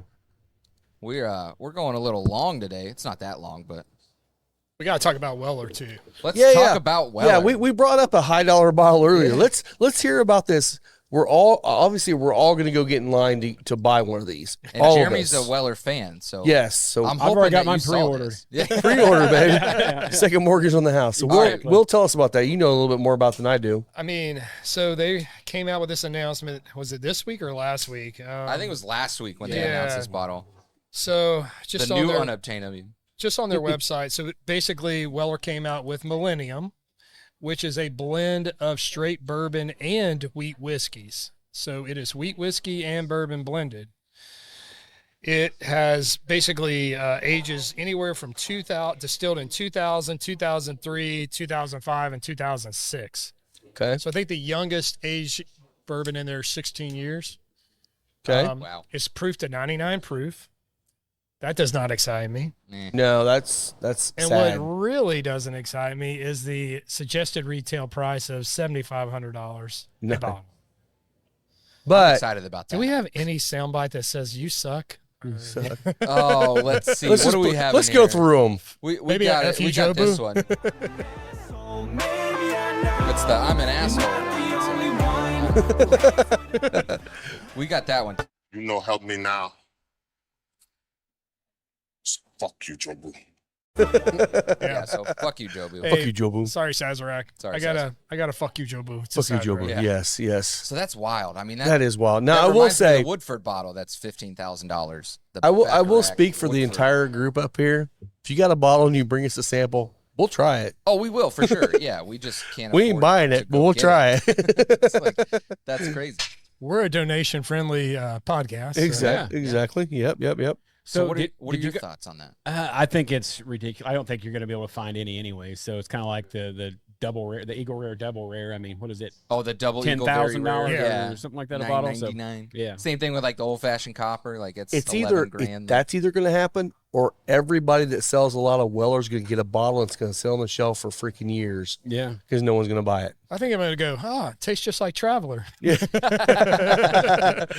Blended by Chris Stapleton's No, publicist. I haven't had that. How is that? Is that? It's not bad, but It's I mean, whiskey. like for the price, Yeah. I'd rather just have regular Buffalo Trace. I think it's regular Buffalo Trace is yeah, better, 'cause and it's what was less it, Travelers? expensive. It was yeah. like $45, $50. Yeah. And it's- Yeah, it's they've blended also At the highest. they add color to it to actually Yeah. darken it up a It's- little bit. It's not. it's yeah. got some Who makes theirs? The Traveler. it's Buffalo Trace. Oh, do they do But that isn't for it Canadian? The guy that was selling It it was a Harlan. told me it's actually Canadian whiskey. Was the Caribou Crossing rebottled? Yeah, but it could be, but it's still It owned could by be Sazerac. right. Yeah, I mean, Canadian yeah. whiskey with added color, it's got Harlan releasing it as Traveler in Kentucky. I wouldn't be surprised if there's some neutral grain spirit in there. I mean, Yeah. 100%. I mean, they tried 17 or 43 different versions of Traveler before they came out with, I think it was number 17 or 21. They all said wasn't too shitty. So Yeah, that's a the good lead. review. I It's like kind that of like voting for the president. We'll vote for the lesser mean, of the two evils. I got one when we were down at Bourbon 30 I was with Indiana Small Batch in January. It had just released, and so they had it in the gift shop, and I went in right before we started blending over at Bourbon 30. If you don't know, Bourbon 30 is it's not, well, it is a distillery now. They have their own small still, but they do a blending experience where you can go and you can blend different barrels and you can basically create your own bourbon or rye or light whiskey. It's really cool. They're right across the street now from Buffalo Trace, which is nice. crazy for them. I want to hear Mike tell the story But about we'll this let too. Mike go there. Yeah, That's just my segue into that. Yeah. But, This was my first time going to Bourbon 30. we'll let him finish what he's talking about first. finish Yeah, up. yeah. I'll get to it. but basically to cut back to journey to Traveler, I got a bottle when I was down there, and I don't think it's terrible. I don't think it's just something. Don't buy it on secondary. No, Oh, God, please, no. no. Don't pay It's $100 everywhere. There's Now it's cases everywhere. But back then it was $39 at Kroger. Like, Yeah, go to It- which Kroger. is still overpriced. It's okay. I just think it's okay. Yeah. I don't think it's terrible. I think what that is, that's a bottle. If you're a Stapleton fan, get a bottle for your shelf. Yeah. That's Whatever. it. I mean, it's not. not I even did. spelled I the did same. have one guy come in that he asked me about it and he loved it. I'm like, good for you. You're probably going to be able to get that any time of the day now. You have a bottle you enjoy. That's great. But for me, Well, Yeah, he didn't walk in the door, ask for it, and Rob was like, "No, I'm not giving it to when you." when we have parties and get-togethers at the house, I'm like, "Hey, anybody want to try Chris Stapleton's whiskey?" And I'm trying to get rid of the bottle. Yeah. But it's like Basil Hayden too. It's like one of those things that's like a little bit lighter. It's not awful, but for the non bourbon drinker, it's right. another good. Or someone getting offering, into whiskey. Yeah. Yeah. I mean, It's got a celebrity name, so you think it's cool. I would recommend. We talk about these different ones. Don't take our word for it, man. If you get a chance to go to a bar and they got something that you're wondering about, get a pour of it and try it. I mean, you never know. You might find something you absolutely love. I'm sure there's people out there that absolutely hate Benchmark Foolproof. I freaking love it, That's especially fine, it's $15 to $20. He's like, I'm ready to buy that every bottle, day. not a pour. A bottle. Yeah. That's the best part about that. So I mean, I'm sure people hate it, and that's great. I love that. Yeah, All right, so I went down with Indiana Small Batch to Jay Mattingly Bourbon 30, yeah. and it was kind of interesting because now they're right across the street. Their new facilities right across the street from Buffalo Trace. So you're shadows of the castle coming over. So you're driving down and you start seeing those brown signs, like the tourism signs, and it's there's 2 or 3 others, and there's Buffalo Trace, and then right underneath Buffalo Trace is Jay Mattingly 1845 Distillery, but it's the normal one is 4 feet wide by a foot tall, and then Jay Mattingly's is 3 times the size of that. Yeah, it's great. We love it. So we're like, oh, that's cool. Their sign's bigger than Buffalo Trace. We get closer, go around the corner. You see this big yard sign. It's probably, 10 by 20, just a yard sign that says Jay Mattingly, 1845 Distillery. Nice right arrow pointing to the right. Or you turn down Riley Road or Riley Lane, whatever it is. You see all these orange trailers. That's all you can see. Just orange and white trailers in the parking lot. And you turn around the corner, and there's Jay Mattingly. You can't see it from the road. Cannot see it at all. Can't see it. So apparently whenever Bourbon 30 bought this property, Buffalo Trace used to park their trailers in their back lot, which was behind the building, not on the front road. Right. And so they bought the building. They told Buffalo Trace that they had to move the trailers because they needed it for parking. Because there's a CrossFit place behind there too, which has a lot of foot traffic apparently. Yeah. And then all of the guest parking for Jay Mattingly Bourbon 30. So apparently Buffalo Trace bought the lot in between Bourbon 30 and the roadside. So now all their overflow trailers are parked in between them, and they boxed them in. Oh, wow. So their answer was putting up this ginormous sign that is bigger than Buffalo Trace's to go. So the feud on this is just hilarious. It is. You got Big Dog. Yeah. And little guy. And then the little blender. And the big dog's the one happened to fight it. Yeah. It's so funny. You're just so threatened. It's such a different thing. It is.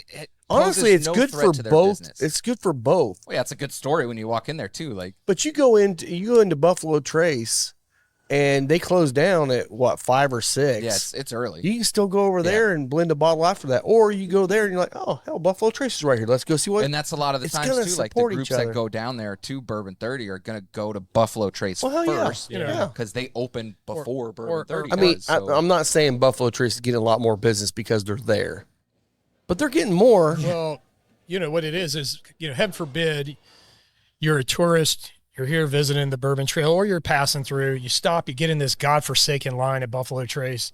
You want to get a bottle of Blanton's or E.H. Taylor or Eagle Rare, whatever the hell they got that day. Yeah. And you get up to the front of the line, and they come and they take the sign and they flip it over. Yeah. And then it's like, okay, I go in. What do I buy? Bourbon cream, Buffalo Trace. We're out of Blanton's. God Here's forbid. some Wheatley. Vodka. That's not great. Or hey, you know what? I can go across the street now, and I still have a great experience. And my whole experience with Buffalo Trace isn't necessarily as tarnished as it would have been if I didn't get my bottle, because now I went over and I blended my own bottle at Bourbon 30. Yep. And I've got something unique that I can go back and take and share with my friends that I created myself. Sorry, but you can't do that at Buffalo Trace. Yeah. But the blended I think that cool. If I'd gone to wait to try to get an allocated bottle and I didn't get it, but I had the opportunity to go right across the street, it's really not killing my time. Yeah. And I can go and do that. It's a great thing. So I think what we need to do is start a petition of everybody that goes to Buffalo Trace. The first question you ask is, can we blend like we can at Buffalo or Bourbon 30? So they get all sorts of whiskey from everywhere, right? Yeah. Like, they got Green River stuff. They got Bardstown. They get, MGP. don't They get had some Bardstown. Heaven Hill stuff there at one point they too. do they got- get Buffalo Trace stuff too? No, No. it's Okay, usually MGP, sometimes Green River. When we were there, they had that one Heaven Hill barrel. Yeah. And they had Green River. Where are they getting their light whiskey from? MGP. Isn't it MGP? Yeah, it's a Okay. 99.1 Had mash some I gotcha. Great stuff. Oh, last my year. so God. we went down. Mike went with us at Indiana Small Batch. We took one of our customers, which is Bobo Link Liquors in Rushville. Shout out to those boys. Shout out to Tony and the guys. Those guys did a great job with their picks. I think they went in thinking they were going to do another bourbon pick, and they ended up doing a rye and a light whiskey, which I loved them both, but the light whiskey that they blended was Killed it. just phenomenal. The rye Excellent. blend was like Aaron said it was like a cherry cola. Cherry wow. So cola. it Which made is me still think great. Of like you remember the root beer barrels? Oh, Like the little yeah. hard Love candies? those things. It made me think of like the cherry barrel, like Yeah. that. It was that Yeah. kind of like Okay. almost like a flat cola. So like it was pretty good. Then It was the interesting. light whiskey was just these great whiskey notes, but also you get a really strong you get the rum spice from rum notes. Again, not finished in a rum barrel. Yeah, but almost like coconutty. Coconut, and I Oh. almost got like a tropical fruit note, like some Maybe pineapple. yeah. Maybe it's subtle, Pineapple, but coconut. just very tropical palate. And the finish was Amazing. long and strong. I mean, Yeah. it's really great. So I'm excited for those guys, and I'm sure it's going to sell well for their. Well, when those come out, Constituents we should get a bottle and bring them on the show. Yeah, we'll go we'll get That'd be kind of fun to try. Rob, The I'd turnaround love is for you super to quick. get one. I think. Oh, I'm I'm going to again. Yeah, I was supposed to be on that pick, and I think I got sick or something that day. Well, maybe we do a Jeremy collab here, and we'll do a There you go. bourbon 30 bottle with There we go. Jeremy. See, and that's over the there. nice thing too. You go down and blend, and then you're like, how many cases do you want? You don't have to buy You get 200 one. bottles. Yeah, you get one. You can buy a few cases to sell. I mean, obviously with Yeah. the club, you could probably get If you go with 5, Indiana, 10 cases. You're still Yeah. getting 60 bottles if or you more. go with small batch, we usually do 10 case, 10 cases. 10 case minimum, but 60 you can bottles split that should with not- whoever you want to. Yeah. Well, and 60 bottles for a club, like yours, is, You can- there you should can be get no to issue that. to get rid of No. those. No. Yeah, between that and the bar, like Now, I will say the one thing, you're getting some stupidly good pours, but you're talking, it's above the $100 price point. But again, it's something special you picked, and it's really good. It's very good. you can name your pick. Yeah. You've got custom bottles, custom wax designs. labels. Thank God they finally put the tear tab on the. Yes. Oh yeah, bottles. because their wax is super thick. Like It is. it's tater wax for Oh, sure. wow. Like, I Yeah. almost lost several fingers trying to cut them open. you got to dip it in a hot vat of water just to get that wax off the top. Like Okay, so let's Can't do before you're done with it, what are you thinking of the C923 right now? Very good. You like it? Yeah, yeah. Okay. what do you get out of it? Are you getting anything specific out of there? Because I'm curious to see what your thoughts are compared to our pick.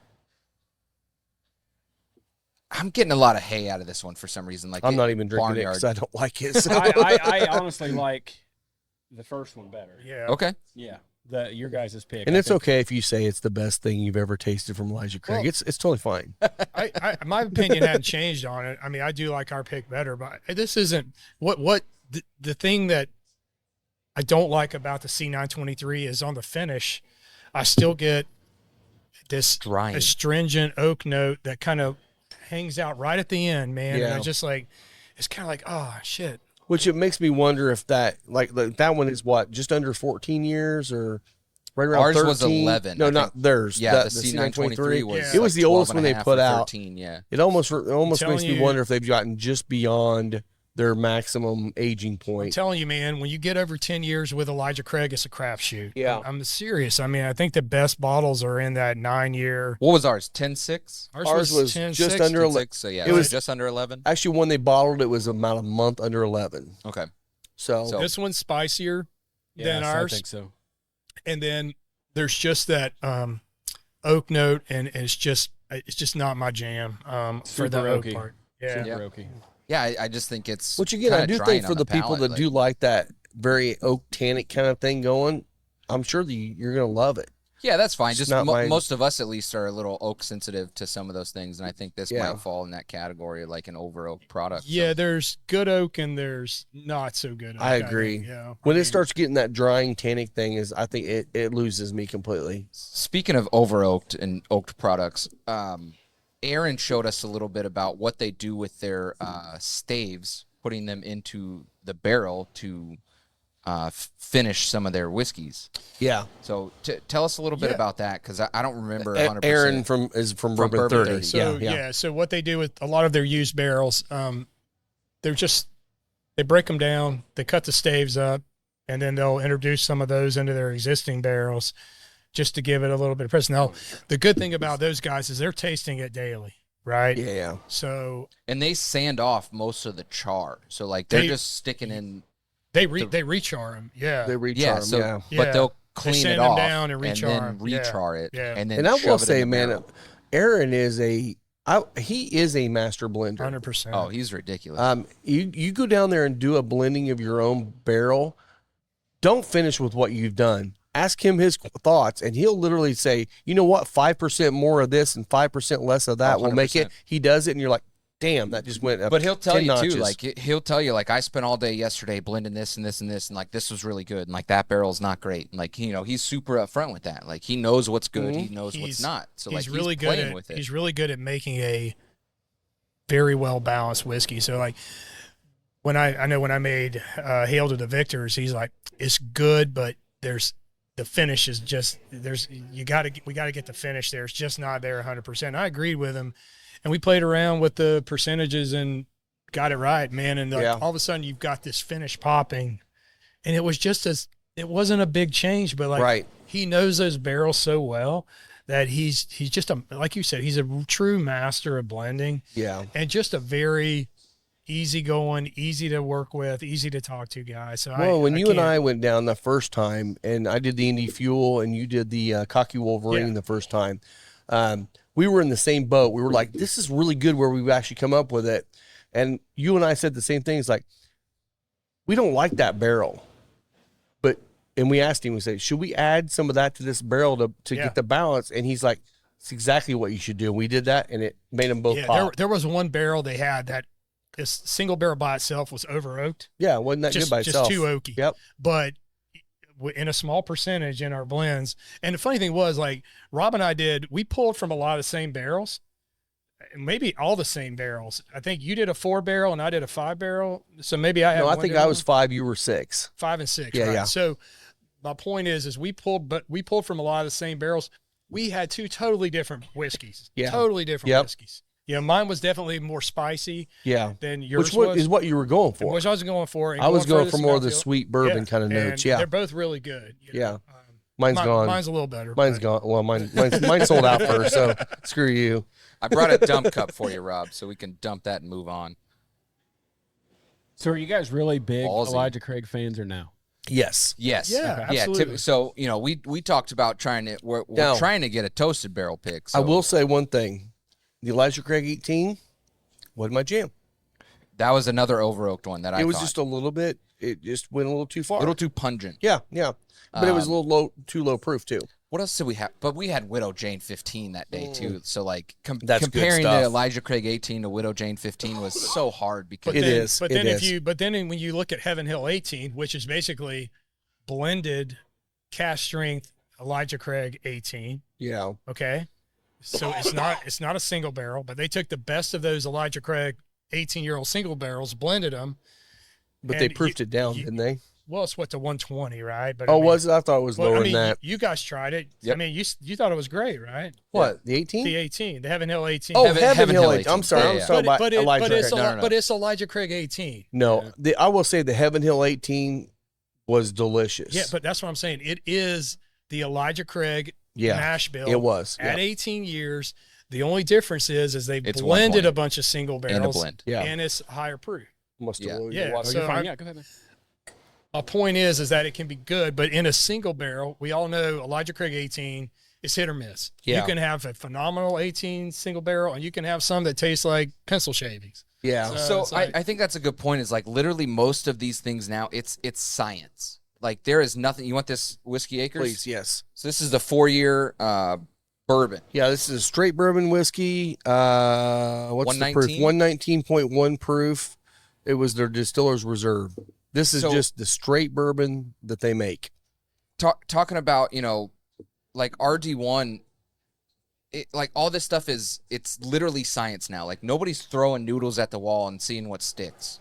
Now, like, and I bring up RD1 again because they are hiring a wood scientist to come on to experiment with some of these finishes with different woods and different blends. They're hiring Gary? Oh, jeez. Gary knows wood. Here we go. Gary does know wood. So, like, I mean, that's the thing is, like, a lot of these places, like RD1 and whiskey, like, everybody is experimenting with whiskey still. But now I say now. It's always been scientific. There's your mash and there's your corn and your grain. Where you get it from matters, like your yeast strain, all your additives, like, it all plays a factor into everything. But I feel like now it's more focused on what, like, most of them have corn, right? Like 99% of them have corn. Yep. Everybody is trying to channel like what makes them different from everyone else. Yeah. So I have a hard time supporting places that are just starting up because they want to make whiskey. Anybody can go buy a barrel of MGP and do something with it. Like that's fine. That's cool. I'm not knocking that. But anybody can do that. It takes something special to put in the time, the effort, and the money with the family heritage, the lineage, and all this stuff that actually cares about growing the brand and finding something that sets them apart from everyone else. Because right now, like, the market is so flooded with everything. Like, we saw an article last week that was like, oh, the bourbon boom is over. Like, oh, it's going to slow down. Like, where? Yeah. Like, who's slowing down? It's like all these craft distillers are coming out with these new things to do and all these new things with scientists and stuff. Like, they're not slowing down. They're just adapting. They're not slowing down, but I do think there's been a correction, right? So I think that there's been a correction in the market. So you don't see the craziness that there was, 3 years ago, 2 years ago. But, to your point about the finishing and everything, I mean, you've got to, if you're an NDP, right, you've got a barrel whiskey. Like, what are you going to do with it? You haven't distilled it. Right. You haven't controlled anything with it in the rick house. You're really left with what you can do with it with wood. And that's, you got to become creative. I mean, Drew Black at Circle City, I mean, some of his finishes that he's doing with the toasted series he's got out, these French oak toasts, I mean, they're great. I mean, what was his new one? He got a new couple barrels the other day he was dumping into. Do you remember what they were? I don't know if he's still got French oak he's playing with right now or if he's got something different. Yeah, he was he dumping just dumped something a in a couple new French barrel. oak. There was something. I want to say it was some wine. I don't remember. Oh, you're It's right. in a wine cask. He's got a wine cask. He's dumping. It's Pinot Noir, I think. Okay. I think he's dumping MGP into it. He shared two barrels the other day and was, I guess, the Pinot barrels, and I could be wrong. I don't know. They were red. No, actually, I'm wrong. It was not Mizunara Pinot. one? It was Syrah. okay, That's okay. it. That was Yeah, it. was Yes. Syrah. Yeah. So, like, I mean, people like him are trying to innovate and do things that are changing the market, I guess. Like, And that's the thing. They're. I mean, just like we talk about Barrel, we talk about Penelope. They're great blenders. There's a place for all that. There's a place for the blenders, the people that are sourcing and blending and doing all that stuff. It's a different world from distilling, but it's not a bad world. It's a good world. If you're creating good product for people to buy, all about it. But there's a place for both. So seeing like Bourbon 30 start their own distillate, they've got they're still running now. They've got 2 barrels that are And it tidied is up. good. Yeah. So yeah, we got to dip into that White Dog the other day, and it was pretty good. So We always That's say, cool. like, one of our like mantras or whatever is this: the White Dog's bad and the distillate is bad, then you can't fix it. Yeah, no It's barrel's going to fix It's gonna bad. just whipping. travel down the chain. It's still going to be bad. It's still Yeah. going to be bad. Still tastes like It may crap. get better, but Yeah. a little bit. But So I'm curious if some of these other like blending brands are gonna start going into That's the Nochino. okay. the distillation side of it. Yeah. You know, to kind of stay current in the market. You know, are they going to put in the effort, the time, and the money to start their own distillation to experiment with some of these things? And I don't know, like maybe some of them don't have it, you know? I mean, it's a big investment, man. It really is. It's I'll a leave this here for you huge to try in a change. minute. It's a huge investment to switch over from blending Yeah. and just sourcing your products. Jeremy, last week we talked about Bardstown. The 3 owners from Bardstown are opening up Whiskey House. Okay. What was it, Elizabethtown, I think? Yeah. They're building this like 100 acre, farm or whatever. Huge place. And they're trying to get into that MGP market where they're just supplying other brands with Contract with their distilling, juice. yeah. So Okay. just contract distilling. So I'm curious if other brands are going to try to do this and contract distill for other people, or if they start distilling their own products. Yeah. But then stick with doing that. So like, Barrel, they source everything. Right. They're blenders. Isn't a lot of them didn't Buffalo Trace just double their warehouse and production and all that? So I'm sure we'll be able Them, to see Heaven that. Hill, Yeah. Yeah. everybody's doubling down. They're expanding out. So like, I'm curious if some of these other guys like Barrel are going to reach into that distillation market, even though they're known as a blender. Right. Just get into the distilling market to have something new to offer. Like, what is it that they can offer that is not already there? Like, when we go someplace, we go to a distillery, we always, everybody has that one thing. Like, Right. everybody says, like, we did this first. Yeah. Yeah. Well, what was the first thing you did? Yeah. So, like, there's got to be something. There's got to be something for everybody. Yeah. Yeah. So, And I think people are hedging their bets on the Eastern market.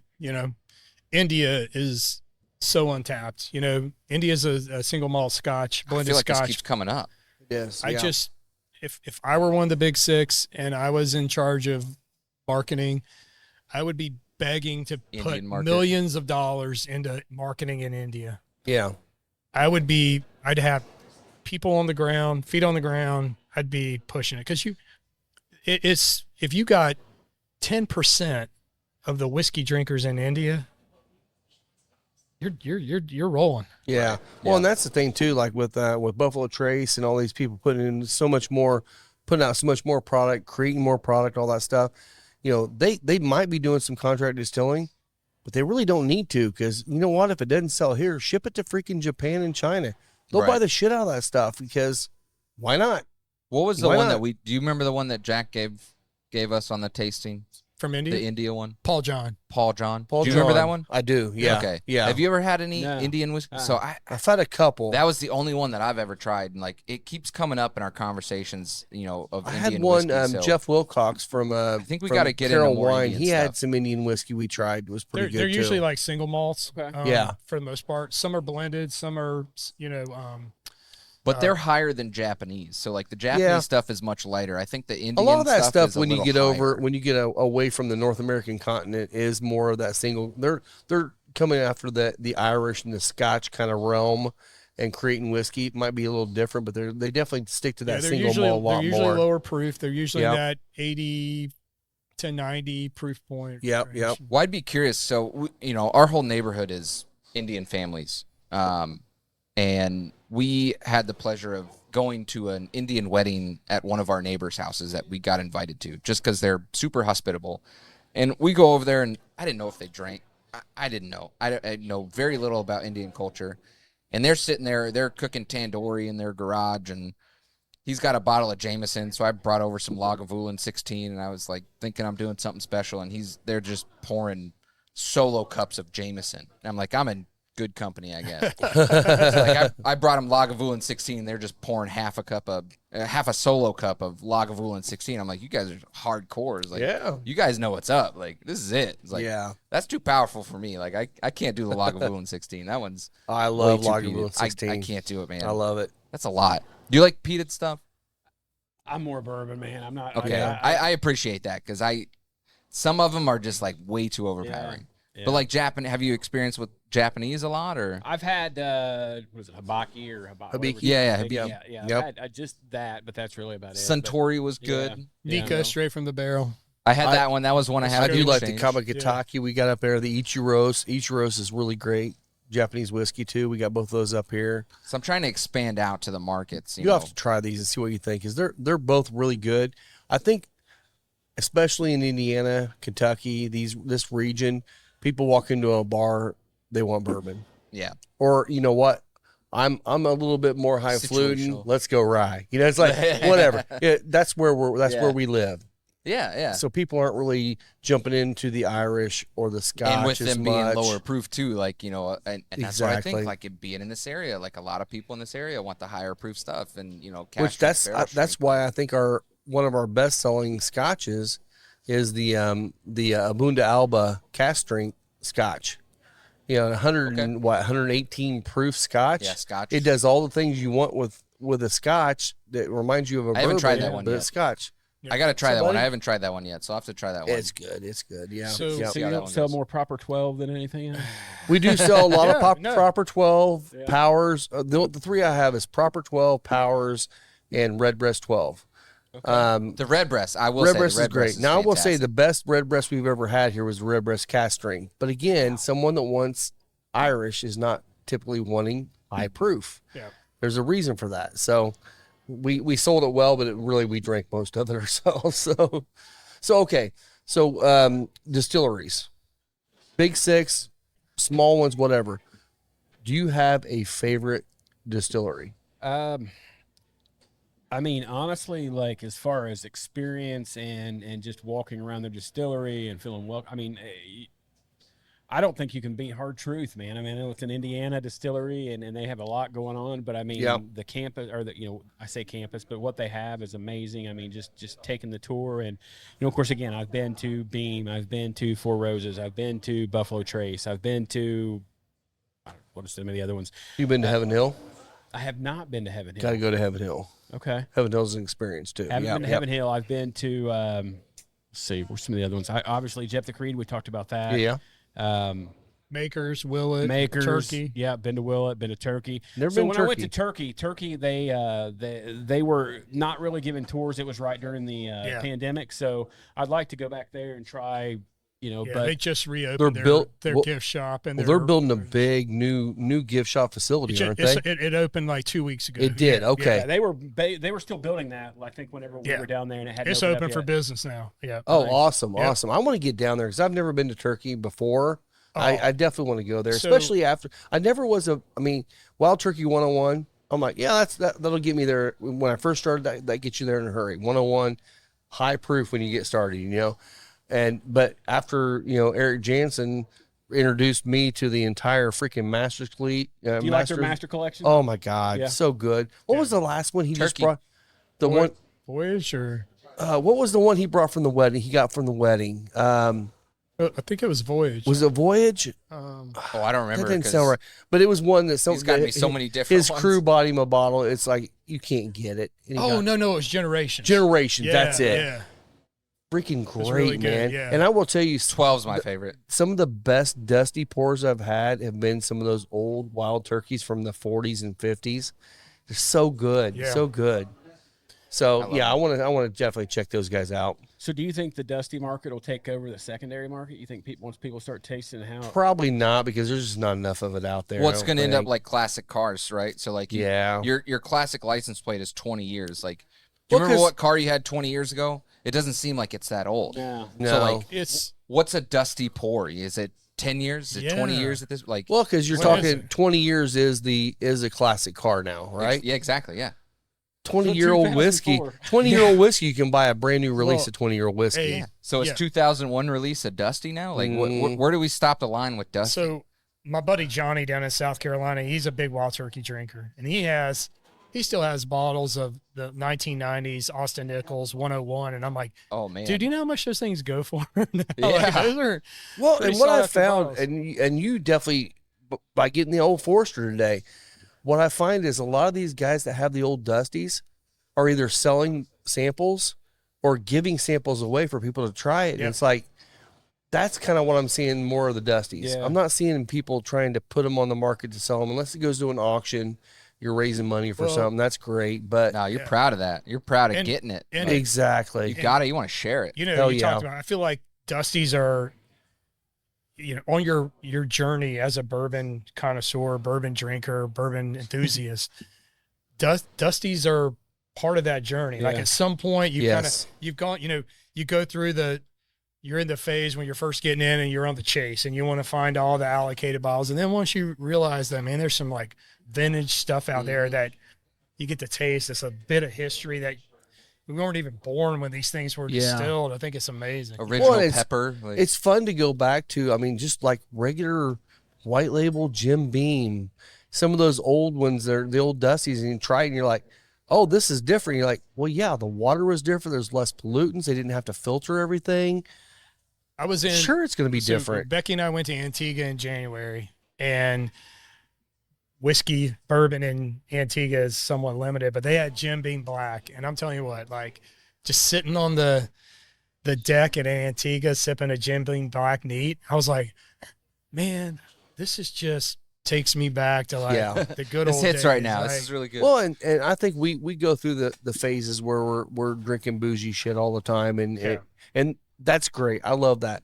I think one of the shows we have to do is we have to just grab some of the top 6 old staples, the base model of all those, and just bring them out here and sample them again, because you're gonna pull out that nuttiness out of some of them. You're gonna pull out some different things. It's like, is it our jam daily? No, but we should be appreciating the fact that this is what paved the way for what we've got now. Yeah. And 45 years ago, this was what they and were bottom selling. line is, if you're new to bourbon, you should start there, because you can buy those bottles for $15, and you can get into 4 or 5 bottles. You can say, you know what, I really like the Jim Beam profile. I should reach out and start trying more Jim Beam products. It gets you started. Yes, I but agree. we need to find a original Dusty, like a bottle that is actually labeled as medicinal whiskey. You saw that one that was out there. Yeah. What did it say? This is oh God, It was a medicinal bottle. Like it was it looked like a medicine. It looked like a medicine label, and it said like a cough syrup it's bottle. Something like this is shit whiskey, medicinal. It was like, wow, I want to try that now. You got a toothache? Don't be a bitch. Drink this. I mean, seriously, some of these, if you do come across some of these pre-prohibition bottles, you need to really know what you're getting, because they could be the ones that have a lot. You know where it is in the bottom. Bad Okay. shit in them. Distillation was different, like bottling was different. All the regulations were different. Tobacco at spit. that point. Blind drinking that stuff back then. Well, it's like food. Turpentine. Now like food processing plants, they allow for like 2% of human flesh in your food or whatever. Like that's a real thing. Like, because like you're gonna chop your finger off and it's just going in your. There's a chicken reason nuggets. why I Sorry. do not eat ketchup to this day, because I saw rat feces and rats rolling around the vat at Red Gold in Elwood as a kindergartner. Shout out I Red will Gold. not touch shout out Red Gold. Rat out Red feces are good, buddy. Shout out rat poop. Person. Oh my Yeah, I mean, gosh. that's- I still don't touch ketchup. You know what? I eat the shit out of barbecue sauce. I know it's made the same way. I never saw it made. It's all suggested, just like bourbon. It's all suggested. It's all suggestion. Like yeah. It gets hot enough, it kills all that bacteria. Exactly. right, So- exactly. Alcohol kills bacteria. I'm gonna segue here now that you brought up condiments. I follow Meat Church on. We got to talk about food at some point on this. Yeah, Oh, we podcast. made it 2 hours before we started So, talking about food today. It's a new record. It's a record. Matt Pittman, he runs a YouTube channel and a company called Meat Church, and he does a lot of seasonings, but he does a lot of cooking demonstrations on YouTube, all smoking meats and things like that. He was challenged to basically smoke a slab of ribs using nothing but fast food condiments. Oh, That was it. That's the only thing he could how'd use. that go? So he did it. And I think his big winner was that it was Chick-fil-A sauce on the ribs when he smoked them. So he took them out to college Just kids mayonnaise. on campus and had them. He's literally going out, will you try my ribs? Will you try my ribs? And a lot of people were like, no. And then all of a sudden a couple of hungry college kids are like, yeah, we'll take a rib. Yeah. They're like, oh my God, these are the best freaking ribs we've ever had. And it's like all made with ketchup, mustard, salt, and pepper, and Chick-fil-A sauce and That's mayonnaise. And I saw it was either on Facebook or TikTok or something. I saw someone say, here's your Chick-fil-A sauce hack. And it's mayonnaise, or it's not regular mayonnaise. It's No, Miracle but it's Whip, Miracle Whip. Base. Miracle Whip, Yeah. Sweet Baby Ray's, and honey. And I put it together. And I'm like, Damn, that's exactly Chick-fil-A the same. sauce. Exactly the same. Well, it's like Raising Cane's, like the cane sauce. Yeah, Everyone yeah. thinks it's super it's just mayonnaise and ketchup. Like, Yeah, there's nothing yeah, special. Like, yeah. Yeah. There's nothing special about It doesn't Raising take Cane's. much, It's just no. chicken. It's just chicken. They got 4 combos. It's all fucking chicken. Yeah, That's it. yeah. What is this? What is it? Try their bread though.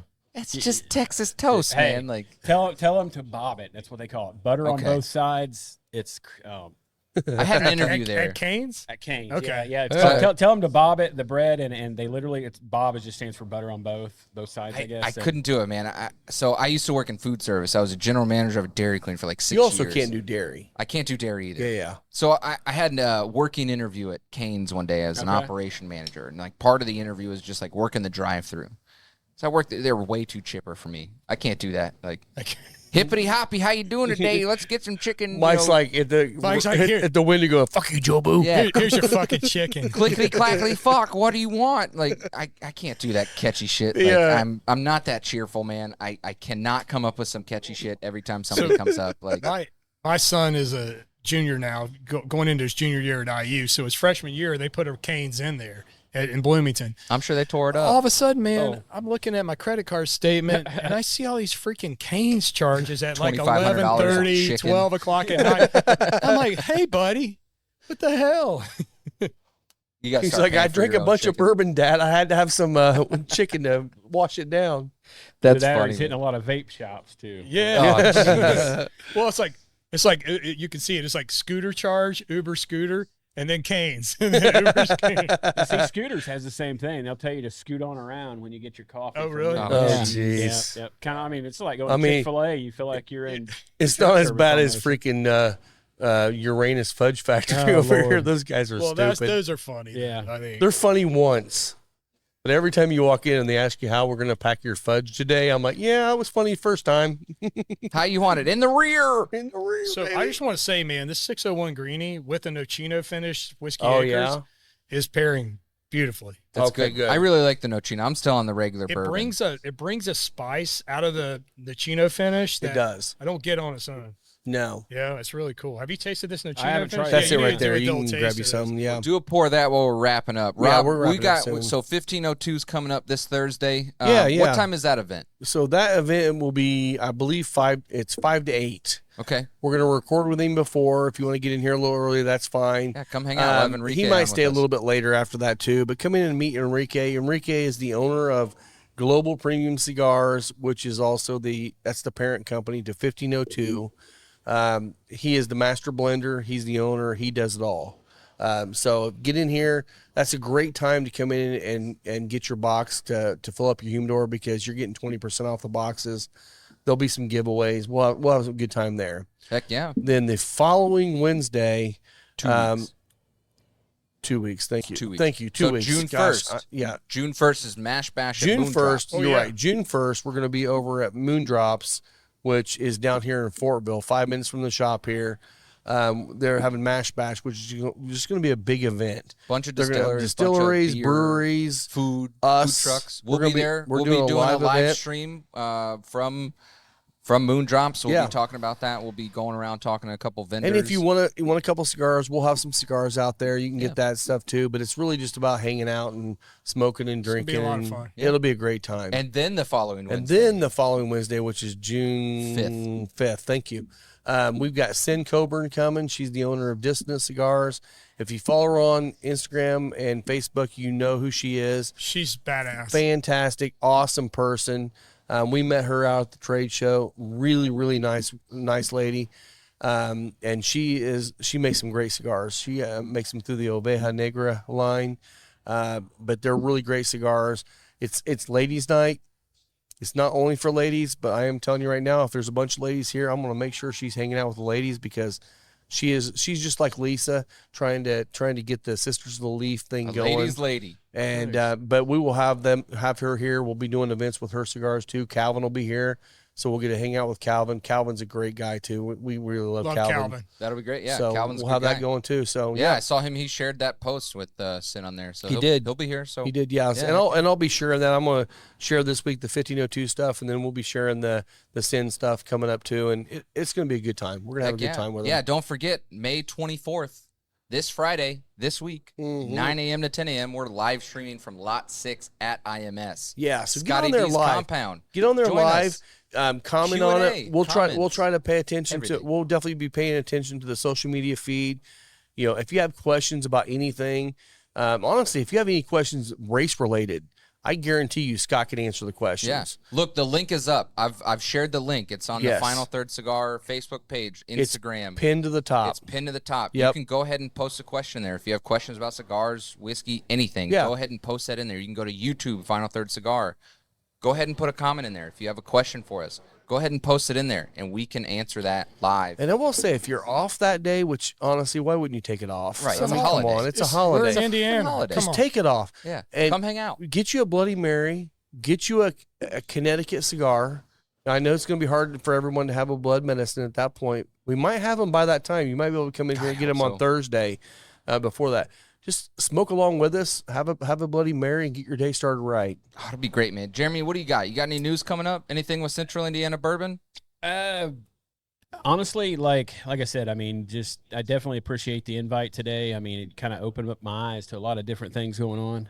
Good. I mean, again, just trying to get the world of bourbon out there to everybody, you know, and let people know, you know, all the great things that's going on, and that we don't have to necessarily go straight down to Kentucky to look for that great bourbon. We've got it right here in our own state. And Exactly. I mean, definitely appreciate, like I said, the honor being on your guys' podcast this week. So, awesome place. So anybody who is watching this, especially those from the CIBS site, check this place out. There's a lot of bourbon here, a lot of great cigars, especially if you like smoking cigars. Sounds like a new hobby that I'm going to have to get into now after today. So, because it definitely, I mean, you know, just listen to you guys. I mean, it makes the bourbon taste different. I think, you know, it changes your palate up a little bit. Yeah. But I mean, The you know, power of suggestion is hard. It is hard. It is very hard to sit with a group of people and listen to their thoughts on other things. Yeah. But it also opens up your mind to other tasting notes. It May does. be something that you never thought you would ever taste until somebody else mentions it. Right. Like they're not using flowers in this No. mash. Like there's no caramel in there. Right. Like it's a memory of a thought that you, or you know, something Flavor of from an your instance. past. Flavor Yes. from your past. Like Yes. that's- Everyone that's tastes. perfect. Everyone tastes differently, and no Yeah. one's wrong. No, in how right. they No. taste. I mean, This is 100%. all subjective. Everything that we talk about, everything we sample, everything we taste, cigars, whiskey, anything. Like there's no black pepper in the tobacco. Like, Right. but it's a memory Right. that you have, Yeah. and it Yeah. that's what comes out through sampling cigars and whiskey. Like That's definitely a great point. I mean, like I said, I think a lot of people get so lost in what everybody else feels on their palate or taste on their palate instead of just trying to recognize what you taste on your own palate and what you like. And Yeah. Absolutely. I mean, I think that was probably one of the hardest things for me to get past when I started drinking bourbon. Was like, well, how do they taste all this? I don't taste this, you know. And it just Yeah. obviously after time and you know, you get what you taste or what you get out of it, and everybody's experience is different. I mean, you may, like you're talking about, you might taste the black pepper, I might taste blackberries, you know, who knows? I mean, Right. it's Yeah. just everybody's palate's different. And I mean, just I think getting past that was at least being whenever I first became a new bourbon drinker, I mean, just the whole palate, that's what everybody talked about. And I just had to realize that I've got my own palate and I've got my own taste that I taste. And Yeah. you know, you can't chase things that everybody else tastes. I mean, Right. and you know, 100%. just because you taste this doesn't mean that it's wrong. That's how your palate is. So exactly. I mean, I think that's definitely a great point. So Yeah. Well, it's with crazy. you not being too far from here, we actually had, you know, if you guys want the CIBS group come out here, come out and hang out sometime together, have a meetup out here. It'd be a good time. We'll have a great time with people. Yeah. Yeah. It'll be great. All right, Rob, where can they find you? Find me at Final Third Cigar. And where can they find you?